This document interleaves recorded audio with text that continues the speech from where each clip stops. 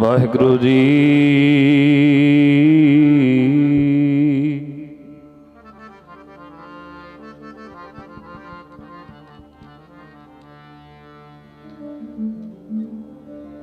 ਧੰਨ ਵਾਹਿਗੁਰੂ ਗੁਰੂ ਗਰੀਬ ਨਿਵਾਸ।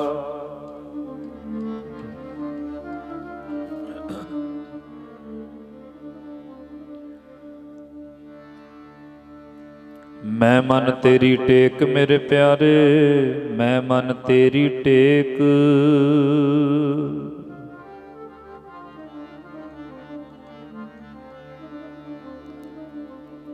अवर सियाणपा बिरथियां प्यारे,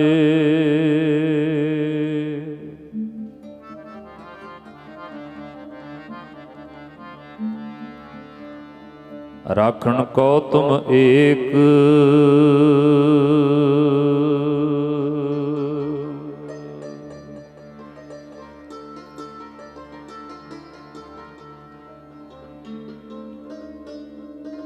तिसकी शरणी परम ना, जिस जेवड़ अवर ना कोय।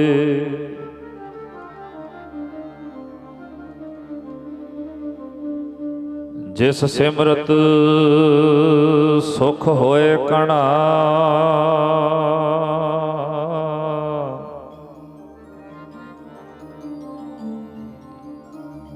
दुख दर्द ना मूले होए। जिस सिमरत सुख होए कणा,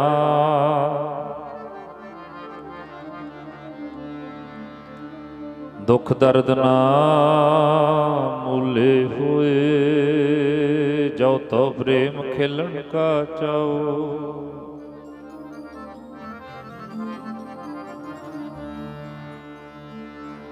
जो तो प्रेम खिलन का चाओ। सिर तर तली गली मेरी आओ। इत मार्ग पैर तरीजै,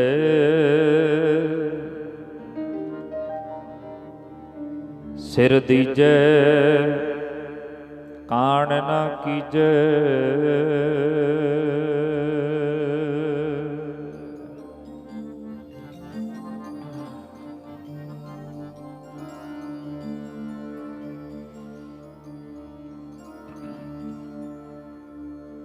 प्रणाम शहीदां नूं,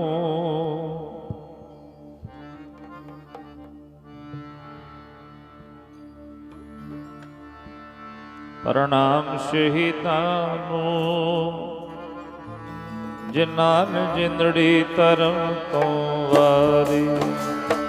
प्रणाम शहीदां नूं, जिन्हां ने जिंदड़ी धर्म तो वारी। प्रणाम शहीदां नूं, जिन्हां ने जिंदड़ी धर्म तो वारी।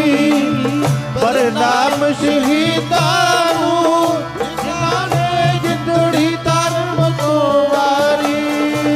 प्रणाम शहीदां नूं, जिन्हां ने जिंदड़ी धर्म तो वारी। प्रणाम शहीदां नूं, जिन्हां ने जिंदड़ी धर्म तो वारी। प्रणाम शहीदां नूं, जिन्हां ने जिंदड़ी धर्म तो वारी। प्रणाम शहीदां नूं, जिन्हां ने जिंदड़ी धर्म तो वारी। प्रणाम शहीदां नूं, जिन्हां ने जिंदड़ी धर्म तो वारी। प्रणाम शहीदां नूं, जिन्हां ने जिंदड़ी धर्म तो वारी। प्रणाम शहीदां नूं, जिन्हां ने जिंदड़ी धर्म तो वारी। प्रणाम शहीदां नूं, जिन्हां ने जिंदड़ी धर्म तो वारी। जिंदड़ी धर्म तो वारी, जिन्हां ने जिंदड़ी धर्म तो वारी। जिन्हां ने जिंदड़ी धर्म तो वारी, जिन्हां ने जिंदड़ी धर्म तो वारी। जिन्हां ने जिंदड़ी धर्म तो वारी। जिन्हां ने जिंदड़ी ਜਿੰਦੜੀ ਧਰਮ ਤੋਂ ਵਾਰੀ ਜਿਨ੍ਹਾਂ ਨੇ ਜਿੰਦੜੀ ਧਰਮ ਤੋਂ ਵਾਰੀ ਜਿਨ੍ਹਾਂ ਨੇ ਜਿੰਦੜੀ ਧਰਮ ਤੋਂ ਵਾਰੀ ਜਿਨ੍ਹਾਂ ਨੇ ਧਰਮ ਤੋਂ ਵਾਰੀ ਜਿਨ੍ਹਾਂ ਨੇ ਜਿੰਦੜੀ ਧਰਮ ਤੋਂ ਵਾਰੀ ਜਿਨ੍ਹਾਂ ਨੇ ਜਿੰਦੜੀ ਧਰਮ ਤੋਂ ਵਾਰੀ ਜਿਨ੍ਹਾਂ ਨੇ ਜਿੰਦੜੀ ਧਰਮ ਤੋਂ ਵਾਰੀ ਜਿਨ੍ਹਾਂ ਨੇ ਸ਼ਹੀਦਾਂ ਦੀ ਧਰਤੀ ਨੂੰ ਸ਼ਹੀਦਾਂ ਦੀ ਧਰਤੀ ਨੂੰ ਮੇਰੀ ਨਮਸਕਾਰ ਲੱਖ ਵਾਰੀ ਸ਼ਹੀਦਾਂ ਦੀ ਧਰਤੀ ਨੂੰ ਮੇਰੀ ਨਮਸਕਾਰ ਲੱਖ ਵਾਰੀ ਸ਼ਹੀਦਾਂ ਦੀ ਧਰਤੀ ਨੂੰ ਮੇਰੀ ਨਮਸਕਾਰ ਲੱਖ ਵਾਰੀ ਸ਼ਹੀਦਾਂ ਦੀ ਧਰਤੀ ਨੂੰ ਮੇਰੀ ਨਮਸਕਾਰ ਲੱਖ ਵਾਰੀ ਸ਼ਹੀਦਾਂ ਦੀ ਧਰਤੀ ਨੂੰ ਮੇਰੀ ਨਮਸਕਾਰ ਲੱਖ ਵਾਰੀ ਸ਼ਹੀਦਾਂ ਦੀ ਧਰਤੀ ਨੂੰ ਮੇਰੀ ਨਮਸਕਾਰ ਲੱਖ ਵਾਰੀ ਤਿੰਨੇ ਜਗ ਜਿਉਂਦੇ ਨੇ ਦਾਤਾ ਤੇ ਭਗਤ ਸੂਰਮਾ ਤਿੰਨੇ ਜਗ ਜਿਉਂਦੇ ਨੇ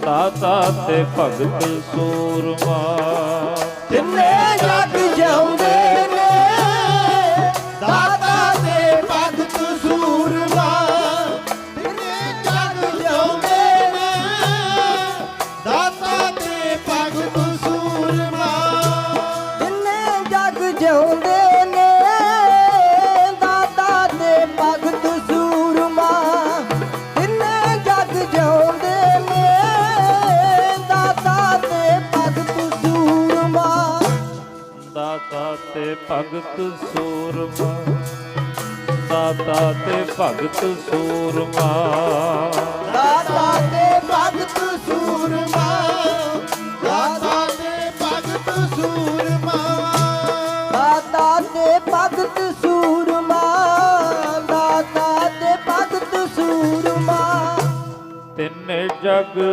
ਜਿਉਂਦੇ ਨੇ ਦਾਤਾ ਤੇ ਭਗਤ ਜੀ ਤਿੰਨੇ ਜਗ ਜਿਉਂਦੇ ਨੇ ਦਾਤਾ ਤੇ ਭਗਤ ਸੂਰਮਾ ਤਿੰਨੇ ਜਗ ਜਿਉਂਦੇ ਨੇ ਦਾਤਾ ਤੇ ਭਗਤ ਸੂਰਮਾ ਤਿੰਨੇ ਜਗ ਜਿਉਂਦੇ ਨੇ ਦਾਤਾ ਤੇ ਭਗਤ ਸੂਰਮਾ ਤਿੰਨੇ ਜਗ ਜਿਉਂਦੇ ਨੇ ਦਾਤਾ ਤੇ ਭਗਤ ਸੂਰਮਾ ਤਿੰਨੇ ਜਗ ਜਿਉਂਦੇ ਨੇ ਦਾਤਾ ਤੇ ਭਗਤ ਸੂਰਮਾ ਸੂਰਾ ਸੋ ਪਹਿਚਾਨੀਐ ਜੋ ਲਰ ਦੀਨ ਕਹੇ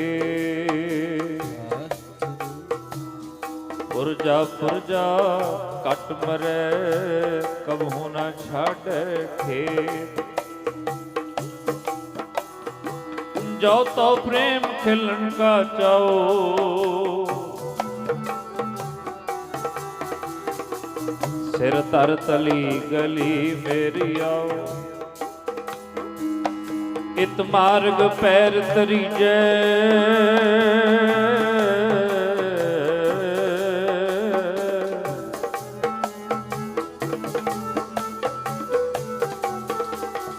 ਸਿਰ ਦੀਜੈ ਕਾਣ ਨ ਕੀਜੈ ਸਿਰ ਦੀਜੈ ਕਾਣ ਨ ਕੀਜੈ ਪਹਿਲਾ ਮਰਨ ਕਬੂਲ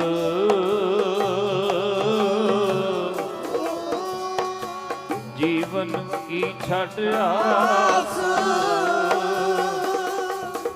ਉਹ ਸਭਨਾ ਕੀ ਰੇਣੁਕਾ ਤੋ ਆਓ ਹਮਾਰੇ ਪਾਸ ਵਾਹਿਗੁਰੂ ਵਾਹਿਗੁਰੂ ਵਾਹਿਗੁਰੂ ਵਾਹਿਗੁਰੂ ਵਾਹਿਗੁਰੂ ਵਾਹਿਗੁਰੂ ਵਾਹਿਗੁਰੂ ਜਪੋ ਜੀ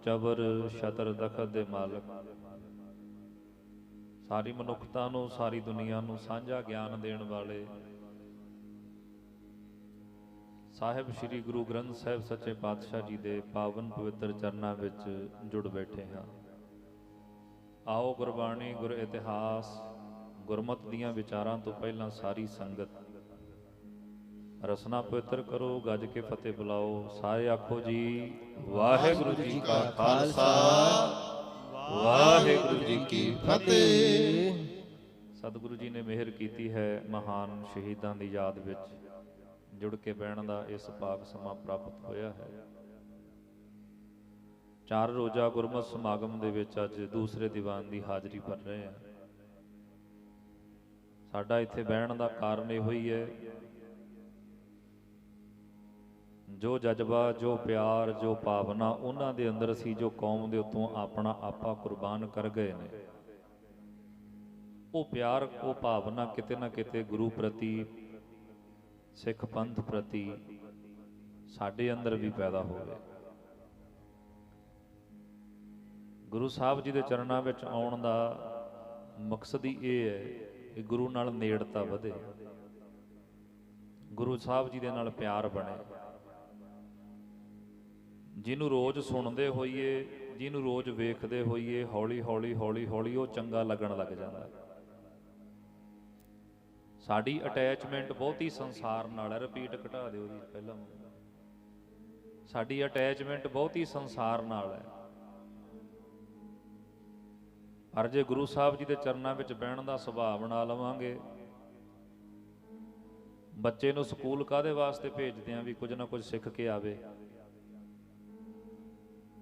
ਸਵੇਰੇ ਉੱਠਦੀ ਹੈ ਮਾਂ ਬੱਚੇ ਨੂੰ, ਬੱਚੇ ਦੇ ਉੱਠਣ ਤੋਂ ਪਹਿਲਾਂ ਮਾਂ ਉੱਠਦੀ ਹੈ, ਖਾਣਾ ਤਿਆਰ ਕਰਦੀ ਹੈ, ਪਰੌਂਠੇ ਬਣਾਉਂਦੀ ਹੈ, ਉਹਨੂੰ ਨਵਾਲਦੀ ਹੈ, ਉਹਦੇ ਕੇਸ ਵਾਹੁੰਦੀ ਹੈ, ਵਰਦੀ ਪ੍ਰੈਸ ਕਰਦੀ ਹੈ, ਚੰਗੀ ਤਰ੍ਹਾਂ ਉਹਨੂੰ ਤਿਆਰ ਕਰਕੇ ਸਕੂਲ ਵੈਨ ਵਿੱਚ ਚੜਾ ਦਿੰਦੀ ਹੈ। ਹੁਣ ਮਾਂ ਨੇ ਥੋੜਾ ਪੜ੍ਹ ਕੇ ਡੀਸੀ ਲੱਗਣਾ, ਮਿਹਨਤ ਮਾਂ ਕਰਦੀ ਹੈ। ਪੜ੍ਹਨਾ ਕਿਹਨੇ ਹੈ? ਬੱਚੇ ਨੇ। ਹੋ ਸਕਦਾ ਪੜ੍ਹ ਕੇ ਡਾਕਟਰ ਬਣ ਜਾਏ, ਇੰਜੀਨੀਅਰ ਬਣ ਜਾਏ, ਹੋ ਸਕਦਾ ਪੜ੍ਹ ਲਿਖ ਕੇ ਮਾਂ ਨੂੰ ਪੁੱਛੇ ਹੀ ਨਾ। ਜਿਹੜੀ ਪਹਿਲਾਂ ਉੱਠ ਕੇ ਤਿਆਰ ਕਰਦੀ ਰਹੀ ਹੈ ਸਾਰਾ ਕੁਝ, ਮਾਂ ਦਾ ਫਰਜ਼ ਹੈ ਨਾ। ਮਾਂ ਨੇ ਆਪਣਾ ਫਰਜ਼ ਨਿਭਾ ਦਿੱਤਾ।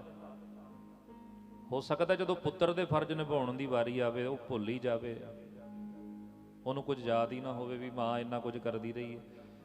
ਤੇ ਬੱਚੇ ਨੂੰ ਹੁਣ ਸਕੂਲ ਭੇਜਿਆ, ਸਾਰਾ ਦਿਨ 8 ਘੰਟੇ ਬੱਚਾ ਸਕੂਲ ਵਿੱਚ ਰਿਹਾ,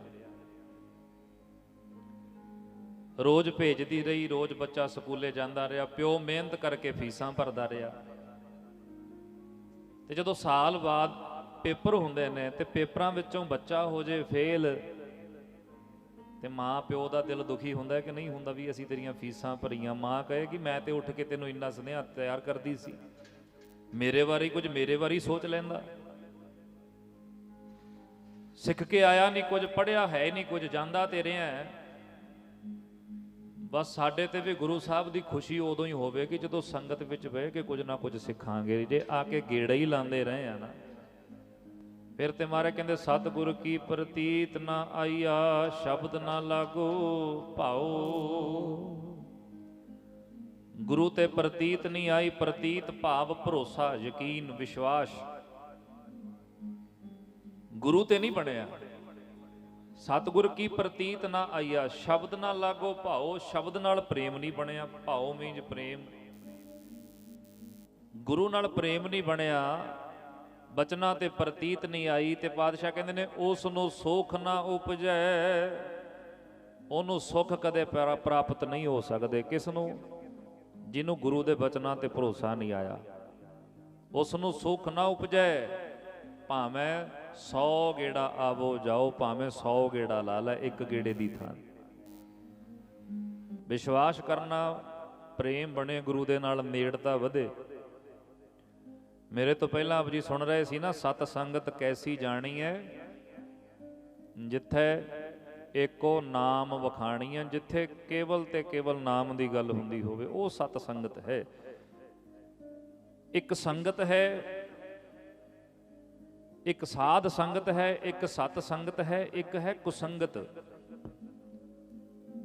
ਇਕੱਠ ਦਾ ਨਾਮ ਸੰਗਤ ਹੈ। ਇੱਕ ਸਿੱਖ ਦੋਏ ਸਾਧ ਸੰਗ ਪੰਜੀ ਪਰਮੇਸ਼ਰ, ਭਾਈ ਗੁਰਦਾਸ ਜੀ ਕਹਿੰਦੇ। ਸੰਗਤ ਦਾ ਭਾਵ ਹੈ ਇਕੱਠ। ਸਤ ਸੰਗਤ ਦਾ ਭਾਵ ਹੈ ਜਿੱਥੇ ਕੇਵਲ ਤੇ ਕੇਵਲ ਸੱਚ ਦੀ ਵਿਚਾਰ ਹੋਵੇ। ਸਾਧ ਸੰਗਤ ਦਾ ਭਾਵ ਹੈ ਸ੍ਰੇਸ਼ਟ ਗੁਣਾਂ ਵਾਲੇ ਪੁਰਸ਼ਾਂ ਦੇ ਕੋਲ ਬਹਿਣਾ। ਸਾਧ ਸੰਗਤ ਦਾ ਭਾਵ ਕੀ ਹੈ? ਸਾਧੂ ਦੀ ਜਿਹਦੇ ਵਿੱਚ ਗੁਣ ਨੇ। ਸਾਧ ਕਿਸੇ ਭੇਸ ਲਿਵਾਸ ਦਾ ਨਾਮ ਨਹੀਂ ਹੈ, ਮਨ ਦੀ ਅਵਸਥਾ ਦਾ ਨਾਮ ਹੈ, ਜਿਹਦੇ ਵਿੱਚ ਸ੍ਰੇਸ਼ਟ ਗੁਣ ਹਨ। ਸ੍ਰੇਸ਼ਟ ਗੁਣਾਂ ਵਾਲੇ ਪੁਰਸ਼ਾਂ ਦੇ ਕੋਲ ਬਹਿਣਾ ਸਾਧ ਸੰਗਤ ਹੋ ਗਈ। ਤੇ ਕੁਸੰਗਤ ਕਹਿੰਦੇ ਨੇ ਮਾੜੇ ਜਿਨ੍ਹਾਂ ਦੇ ਅੰਦਰ ਔਗਣ ਹੈ, ਔਗਣਾਂ ਵਾਲਿਆਂ ਦੇ ਕੋਲ ਬਹਿਣਾ, ਜੁਆਰੀਆਂ ਦੇ ਕੋਲ ਬਹਿਣਾ, ਨਸ਼ੇੜੀਆਂ ਦੇ ਕੋਲ ਬਹਿਣਾ। ਤੇ ਅੱਜ ਕੱਲ ਜ਼ਿਆਦਾਤਰ ਤੁਸੀਂ ਪਿੰਡ ਵਿੱਚੋਂ ਤੁਰ ਪਵੋ, ਘਰੋਂ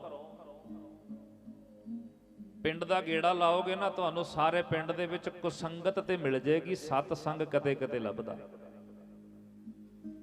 ਆ ਹੁਣ ਸਮਾਗਮ ਲਈ ਕੇ ਆ, ਸਾਲ ਬਾਅਦ ਸਮਾਗਮ ਆਉਂਦਾ। ਕੀ ਕੁਸੰਗਤ ਵੀ ਸਾਲ ਬਾਅਦ ਆਉਂਦੀ ਹੈ? ਕੁਸੰਗਤ ਤਾਂ ਇੱਕ ਸਾਲ ਵਿੱਚ ਪਤਾ ਨਹੀਂ ਕਿੰਨੇ ਕੁ ਘਰਾਂ ਦੇ ਅਖਾੜੇ ਲਵਾਏ ਹੋਣਗੇ, ਕਿੰਨਿਆਂ ਦੇ ਨੱਚਣ ਗਾਉਣ ਵਾਲੇ ਆਏ ਹੋਣੇ ਆ, ਕਿੰਨਿਆਂ ਨੇ ਆਰਕੈਸਟਰਾ ਵਗੈਰਾ ਲਗਾਈਆਂ ਹੋਣਗੀਆਂ।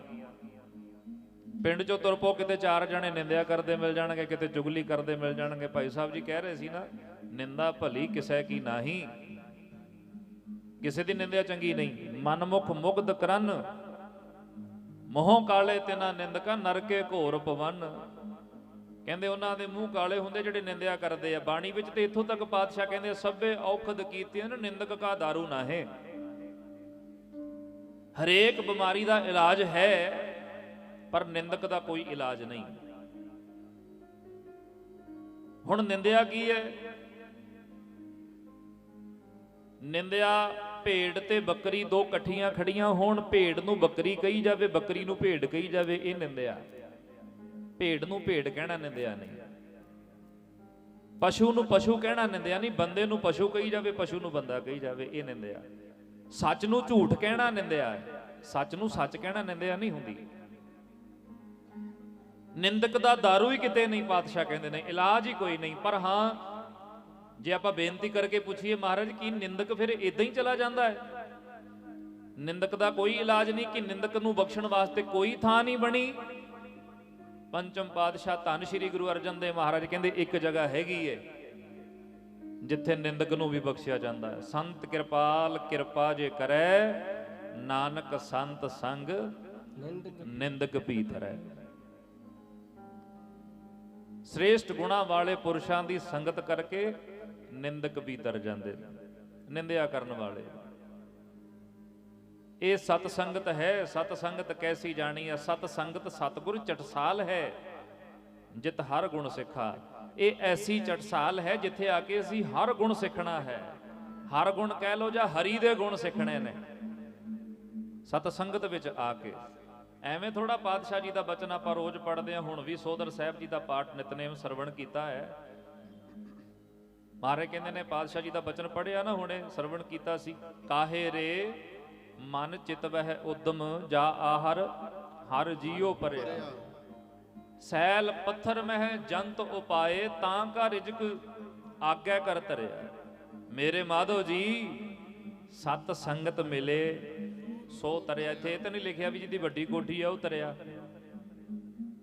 ਜਿਹਦੀ ਕੋਲ ਗੱਡੀ ਵੱਡੀ ਆ ਉਹ ਤਰਿਆ, ਜਿਹਦੇ ਕੋਲ ਬੈਂਕ ਬੈਲੈਂਸ ਜ਼ਿਆਦੇ ਆ ਉਹ ਤਰਿਆ। ਨਹੀਂ, ਸਤ ਸੰਗਤ ਮਿਲੇ। ਜਿਹੜੀਆਂ ਚੀਜ਼ਾਂ ਪਿੱਛੇ ਅਸੀਂ ਦੌੜਦੇ ਆ ਉਹ ਤਰਨ ਵਾਲੀਆਂ ਨਹੀਂ। ਉਹ ਇੱਕ ਸਾਧਨ ਹੈ, ਇੱਕ ਉਪਜੀਵਕਾ ਹੈ, ਉਪਜੀਵਕਾ ਦਾ ਸਾਧਨ। ਪਰ ਤਰਨ ਵਾਸਤੇ ਇੱਕੋ ਹੀ ਹੈ ਤੀਰਥ, ਉਹ ਹੈ ਸਤ ਸੰਗਤ ਰੂਪੀ ਤੀਰਥ। ਹੁਣ ਇੱਥੇ ਆਪਾਂ ਜੇ ਕਹੀਏ ਵੀ ਜਿਹੜੇ ਸੰਗਤ ਵਿੱਚ ਮਿਲ ਗਏ ਸਾਰੇ ਤਰ ਗਏ, ਆਪਾਂ ਆ ਕੇ ਬਹਿਣ ਨੂੰ ਮਿਲਣਾ ਨਹੀਂ ਕਹਿੰਦੇ, ਇਹ ਵੀ ਭੁਲੇਖਾ ਕੱਢ ਦਿਓ। ਕਈਆਂ ਦੇ ਮਨ 'ਚ ਭੁਲੇਖਾ ਹੋਣਾ ਵੀ ਆ ਕੇ ਬਹਿ ਗਏ ਸੰਗਤ ਵਿੱਚ ਮਿਲ ਗਏ। ਨਹੀਂ, ਕਈਆਂ ਨੂੰ 30-30 ਸਾਲ ਹੋ ਗਏ ਗੁਰੂ ਘਰ ਜਾਂਦਿਆਂ ਨੂੰ, ਪਰ ਅਜੇ ਵੀ ਮਿਲੇ ਨਹੀਂ ਸੰਗਤ ਵਿੱਚ। ਲਗਾਤਾਰ ਨਾਗਾ ਕਦੇ ਨਹੀਂ ਪਾਇਆ, ਚੰਗੀ ਗੱਲ ਹੈ। ਪਰ ਜੇ ਸੁਭਾਅ ਦੀ ਗੱਲ ਕਰੀਏ, ਨੇਚਰ ਦੀ ਗੱਲ ਕਰੀਏ, ਜਿਹੋ ਜਿਹਾ ਗੁਰੂ ਘਰ 'ਚ ਸੀ ਉਹੋ ਜਿਹਾ ਬਾਹਰ ਨਹੀਂ। ਜਿਹੋ ਜਿਹਾ ਗੁਰਦੁਆਰਾ ਸਾਹਿਬ ਦੇ ਵਿੱਚ ਮਿਲਿਆ ਸੀ ਉਦਾਂ ਦਾ ਦੁਕਾਨ ਤੇ ਨਹੀਂ ਬਿਹੇਵ ਕਰਦਾ। ਗੁਰੂ ਘਰ 'ਚ ਤਾਂ ਹੱਥ ਜੁੜੇ ਹੁੰਦੇ ਨੇ, ਨੀਵੀਂ ਧੌਣ ਝੁਕਾਈ ਹੁੰਦੀ ਹੈ, ਜਾਂ ਕੀਰਤਨ ਸੁਣਦਾ ਹੈ ਜਾਂ ਸ਼ਬਦ ਸੁਣਦਾ ਤੇ ਬੜਾ ਸਿਰ ਹਿਲਾਉਂਦਾ, ਇਹ ਲੱਗਦਾ ਇਹਦੇ ਵਰਗਾ ਤੇ ਭਗਤ ਹੀ ਕੋਈ ਨਹੀਂ। ਉਹੀ ਸੇਮ ਬੰਦੇ ਨੂੰ ਬਾਜ਼ਾਰ ਵਿੱਚ ਮਿਲੋ, ਦੁਕਾਨ ਤੇ ਮਿਲੋ, ਜੋ ਵੀ ਕਾਰੋਬਾਰ ਕਰਦਾ, ਕੁਰਸੀ ਤੇ ਬੈਠਾ ਸਰਕਾਰੀ ਅਫਸਰ ਹੈ, ਉੱਥੇ ਮਿਲੋ ਤੇ ਇਹ ਲੱਗਦਾ ਵੀ ਇਹਦੇ ਵਰਗਾ ਤੇ ਸ਼ੈਤਾਨ ਕੋਈ ਨਹੀਂ। ਇਹ ਤੇ ਦੋਹਰਾ ਕਿਰਦਾਰ ਹੋ ਗਿਆ ਨਾ, ਡਬਲ ਕਿਰਦਾਰ ਨਿਭਾ ਰਿਹਾ ਬੰਦਾ। ਗੁਰੂ ਘਰ 'ਚ ਹੋਰ ਹੈ, ਘਰ ਵਿੱਚ ਹੋਰ ਹੈ, ਕੁਰਸੀ ਤੇ ਬੈਠਾ ਹੋਰ ਹੈ। ਪਰ ਜਿਹੜਾ ਸਿੱਖ ਹੈ ਨਾ, ਸਿੱਖ ਦਾ ਜੀਵਨ ਅਸਲੀ ਹੈ, ਜਿਹੋ ਜਿਹਾ ਗੁਰੂ ਘਰ 'ਚ ਸੀ ਦੁਕਾਨ ਤੇ ਵੀ ਉਹੋ ਜਿਹਾ ਹੀ ਹੈ, ਉਹੋ ਜਿਹਾ ਸੁਭਾਅ ਉੱਥੇ ਵੀ। ਦੋਹਰਾ ਕਿਰਦਾਰ ਨਹੀਂ ਨਿਭਾਉਂਦਾ ਸਿੱਖ। ਤੇ ਤਰੇਗਾ ਕੌਣ? 40-40 ਸਾਲ ਹੋ ਗਏ ਜੇ ਗੁਰੂ ਦਾ ਬਚਨ ਇੱਕ ਵੀ ਨਹੀਂ ਵਸਾਇਆ ਤੇ ਕਿਵੇਂ ਤਰਾਂਗੇ? ਸੰਗਤ ਵਿੱਚ ਆ ਕੇ ਬਹਿਣ ਨੂੰ ਮਿਲਣਾ ਨਹੀਂ ਕਹਿੰਦੇ। ਆਪਾਂ ਗੁਰੂ ਸਾਹਿਬ ਜੀ ਨੂੰ ਬੇਨਤੀ ਕਰਕੇ ਪੁੱਛੀਏ, ਪਾਤਸ਼ਾਹ ਜੀ ਤੁਸੀਂ ਦੱਸੋ ਕਿਰਪਾ ਕਰਕੇ ਵੀ ਮਿਲਾਪ ਮਿਲਣਾ ਕੀ ਹੁੰਦਾ ਹੈ? ਮਿਲਣਾ ਕਿਹਨੂੰ ਕਹਿੰਦੇ ਨੇ? ਮਹਾਰਾਜ ਕਹਿੰਦੇ ਨੇ ਮਿਲਣਾ ਉਹ ਹੁੰਦਾ ਜਿਹੜਾ ਇੱਕ ਵਾਰੀ ਮਿਲ ਜਾਏ ਤੇ ਮੁੜ ਕੇ ਵਿਛੜੇ ਨਾ।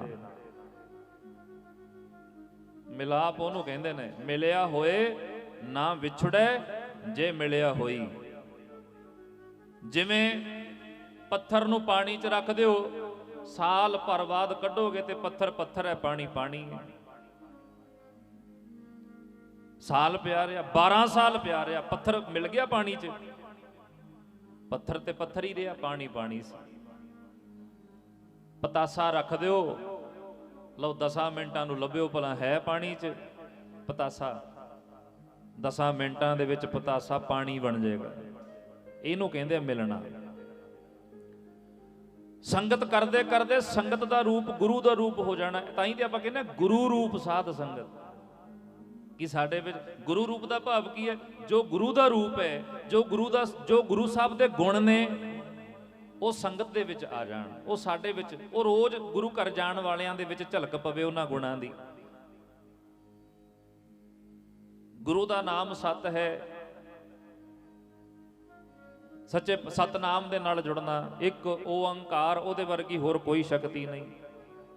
ਸਤਨਾਮ ਕਰਤਾ ਪੁਰਖ, ਉਹ ਕਿਸੇ ਦੀ ਕਿਰਤ ਨਹੀਂ, ਉਹ ਕਰਤਾ ਪੁਰਖ ਹੈ। ਨਿਰਭਉ, ਉਹਨੂੰ ਕਿਸੇ ਦਾ ਡਰ ਨਹੀਂ। ਤੇ ਸਿੱਖ ਦੇ ਅੰਦਰ ਇਹ ਗੁਣ ਆ ਗਿਆ।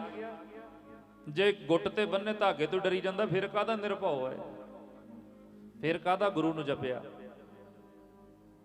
ਇੱਥੇ ਕਈ ਵੇਖਦੇ ਆ, ਕਈ ਗਿੱਟਿਆਂ ਨਾਲ ਧਾਗਾ ਬੰਨੀ ਫਿਰਦੇ ਆ ਕਾਲੇ ਰੰਗ ਦਾ, ਕੋਈ ਗੁੱਟ ਨਾਲ ਬੰਨੀ ਫਿਰਦਾ, ਕੋਈ ਡੌਲੇ ਨਾਲ, ਕੋਈ ਗਲ 'ਚ ਲਮਕਾਈ ਫਿਰਦਾ। ਉਹਨਾਂ ਨੂੰ ਇਹ ਲੱਗਦਾ ਵੀ ਸ਼ਾਇਦ ਧਾਗੇ ਨਹੀਂ ਰੱਖੇ ਹੋਏ, ਨਹੀਂ ਤੇ ਮਾਰੀ ਜਾਣਾ ਸੀ। ਤੇ ਮੈਂ ਬੇਨਤੀ ਕਰਦਾ, ਹੁਣ ਤੇ ਬੰਨ ਲਿਆ ਕਿਸੇ ਬਾਬੇ ਤੋਂ ਲੈ ਕੇ ਧਾਗਾ, ਕਿਸੇ ਪੀਰ ਦਾ ਧਾਗਾ, ਪਰ ਮਾਤਾ ਦੇ ਉਦਰ ਦੇ ਵਿੱਚ ਉੱਥੇ ਕਿਹੜੇ ਤਵੀਤ ਬੰਨੇ ਸੀ ਤੇਰੇ? ਉੱਥੇ ਕਿਹੜੇ ਧਾਗੇ ਬੰਨੇ ਸੀ? ਪਾਤਸ਼ਾਹ ਕਹਿੰਦੇ ਮਾਤ ਗਰਭ ਮਹਿ ਆਪਨ ਸਿਮਰਨ ਦੇ ਤਹਿ ਤੁਮ ਰਾਖਣ ਹਾਰੇ।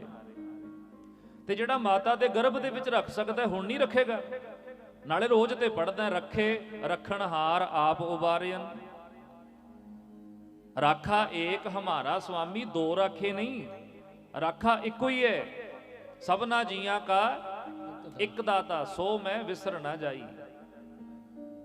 ਜੇ ਨਿਰਵੈਰ ਇਹ ਗੁਣ ਸਾਡੇ ਅੰਦਰ, ਨਿਰਭਉ ਦਾ ਗੁਣ ਨਹੀਂ ਆਇਆ, ਪਾਤਸ਼ਾਹ ਕਹਿੰਦੇ ਨਿਰਭਉ ਜਪੈ ਸਗਲ ਭਉ ਮਿਟੈ। ਨਿਰਭਉ ਨੂੰ ਜਪਣ ਵਾਲਿਆਂ ਦੇ ਸਾਰੇ ਡਰ ਮਿਟ ਜਾਂਦੇ ਨੇ। ਜੇ ਧਾਗੇ ਤੋਂ ਵੀ ਡਰੀ ਗਿਆ, ਬਿੱਲੀ ਰਾਹ ਕੱਟ ਗਈ ਇਦਾਂ ਹੀ ਡਰੀ ਗਿਆ, ਫਿਰ ਕਾਹਦਾ ਨਿਰਭਉ ਨੂੰ ਜਪਿਆ ਤੂੰ? ਤੂੰ ਤੇ ਗੱਲ ਤੇ ਡਰਦਾ। ਤੇਰੀ ਮਾਨਸਿਕਤਾ ਤੇ ਇੰਨੀ ਕਮਜ਼ੋਰ ਹੋ ਗਈ। ਗੁਰੂ ਨਿਰਵੈਰ ਹੈ ਤੇ ਤੂੰ ਗਵਾਂਢੀ ਨਾਲ ਨਹੀਂ ਬਣਾ ਕੇ ਲਾ ਕੇ ਰੱਖਦਾ, ਤੂੰ ਜਣੇ ਖਣੇ ਨਾਲ ਵੈਰ ਲਾਈ ਹੈ। ਗੁਰੂ ਨਿਰਵੈਰ ਹੈ। ਇਹ ਜੋ ਗੁਰੂ ਦੇ ਗੁਣ ਨੇ ਨਾ, ਉਹ ਸਿੱਖ ਦੇ ਵਿੱਚੋਂ ਝਲ ਕੇ ਤਾਂ ਗੁਰੂ ਰੂਪ ਸਾਧ ਸੰਗਤ ਬਣਦੀ। ਤੇ ਗੁਰੂ ਸਾਹਿਬ, ਜਿਵੇਂ ਆਪਾਂ ਚੰਦਨ ਦੀ ਉਦਾਹਰਨ ਭਗਤ ਕਬੀਰ ਸਾਹਿਬ ਜੀ ਦਾ ਪ੍ਰਮਾਣ ਪੜ੍ਹਦੇ ਆ, ਕਹਿੰਦੇ ਚੰਦਨ ਦੇ ਬੂਟੇ ਦੀ ਇਹ ਸਿਫਤ ਹੈ, ਉਹ ਐਡੇ ਵੱਡੇ ਵੱਡੇ ਦਰਖਤਾਂ ਨੂੰ ਆਪਣਾ ਬਣਾ ਲੈਂਦਾ ਹੈ, ਆਪਣੀ ਸੁਗੰਧੀ ਦੇ ਕੇ। ਗੁਣ ਹੈ ਉਹਦਾ।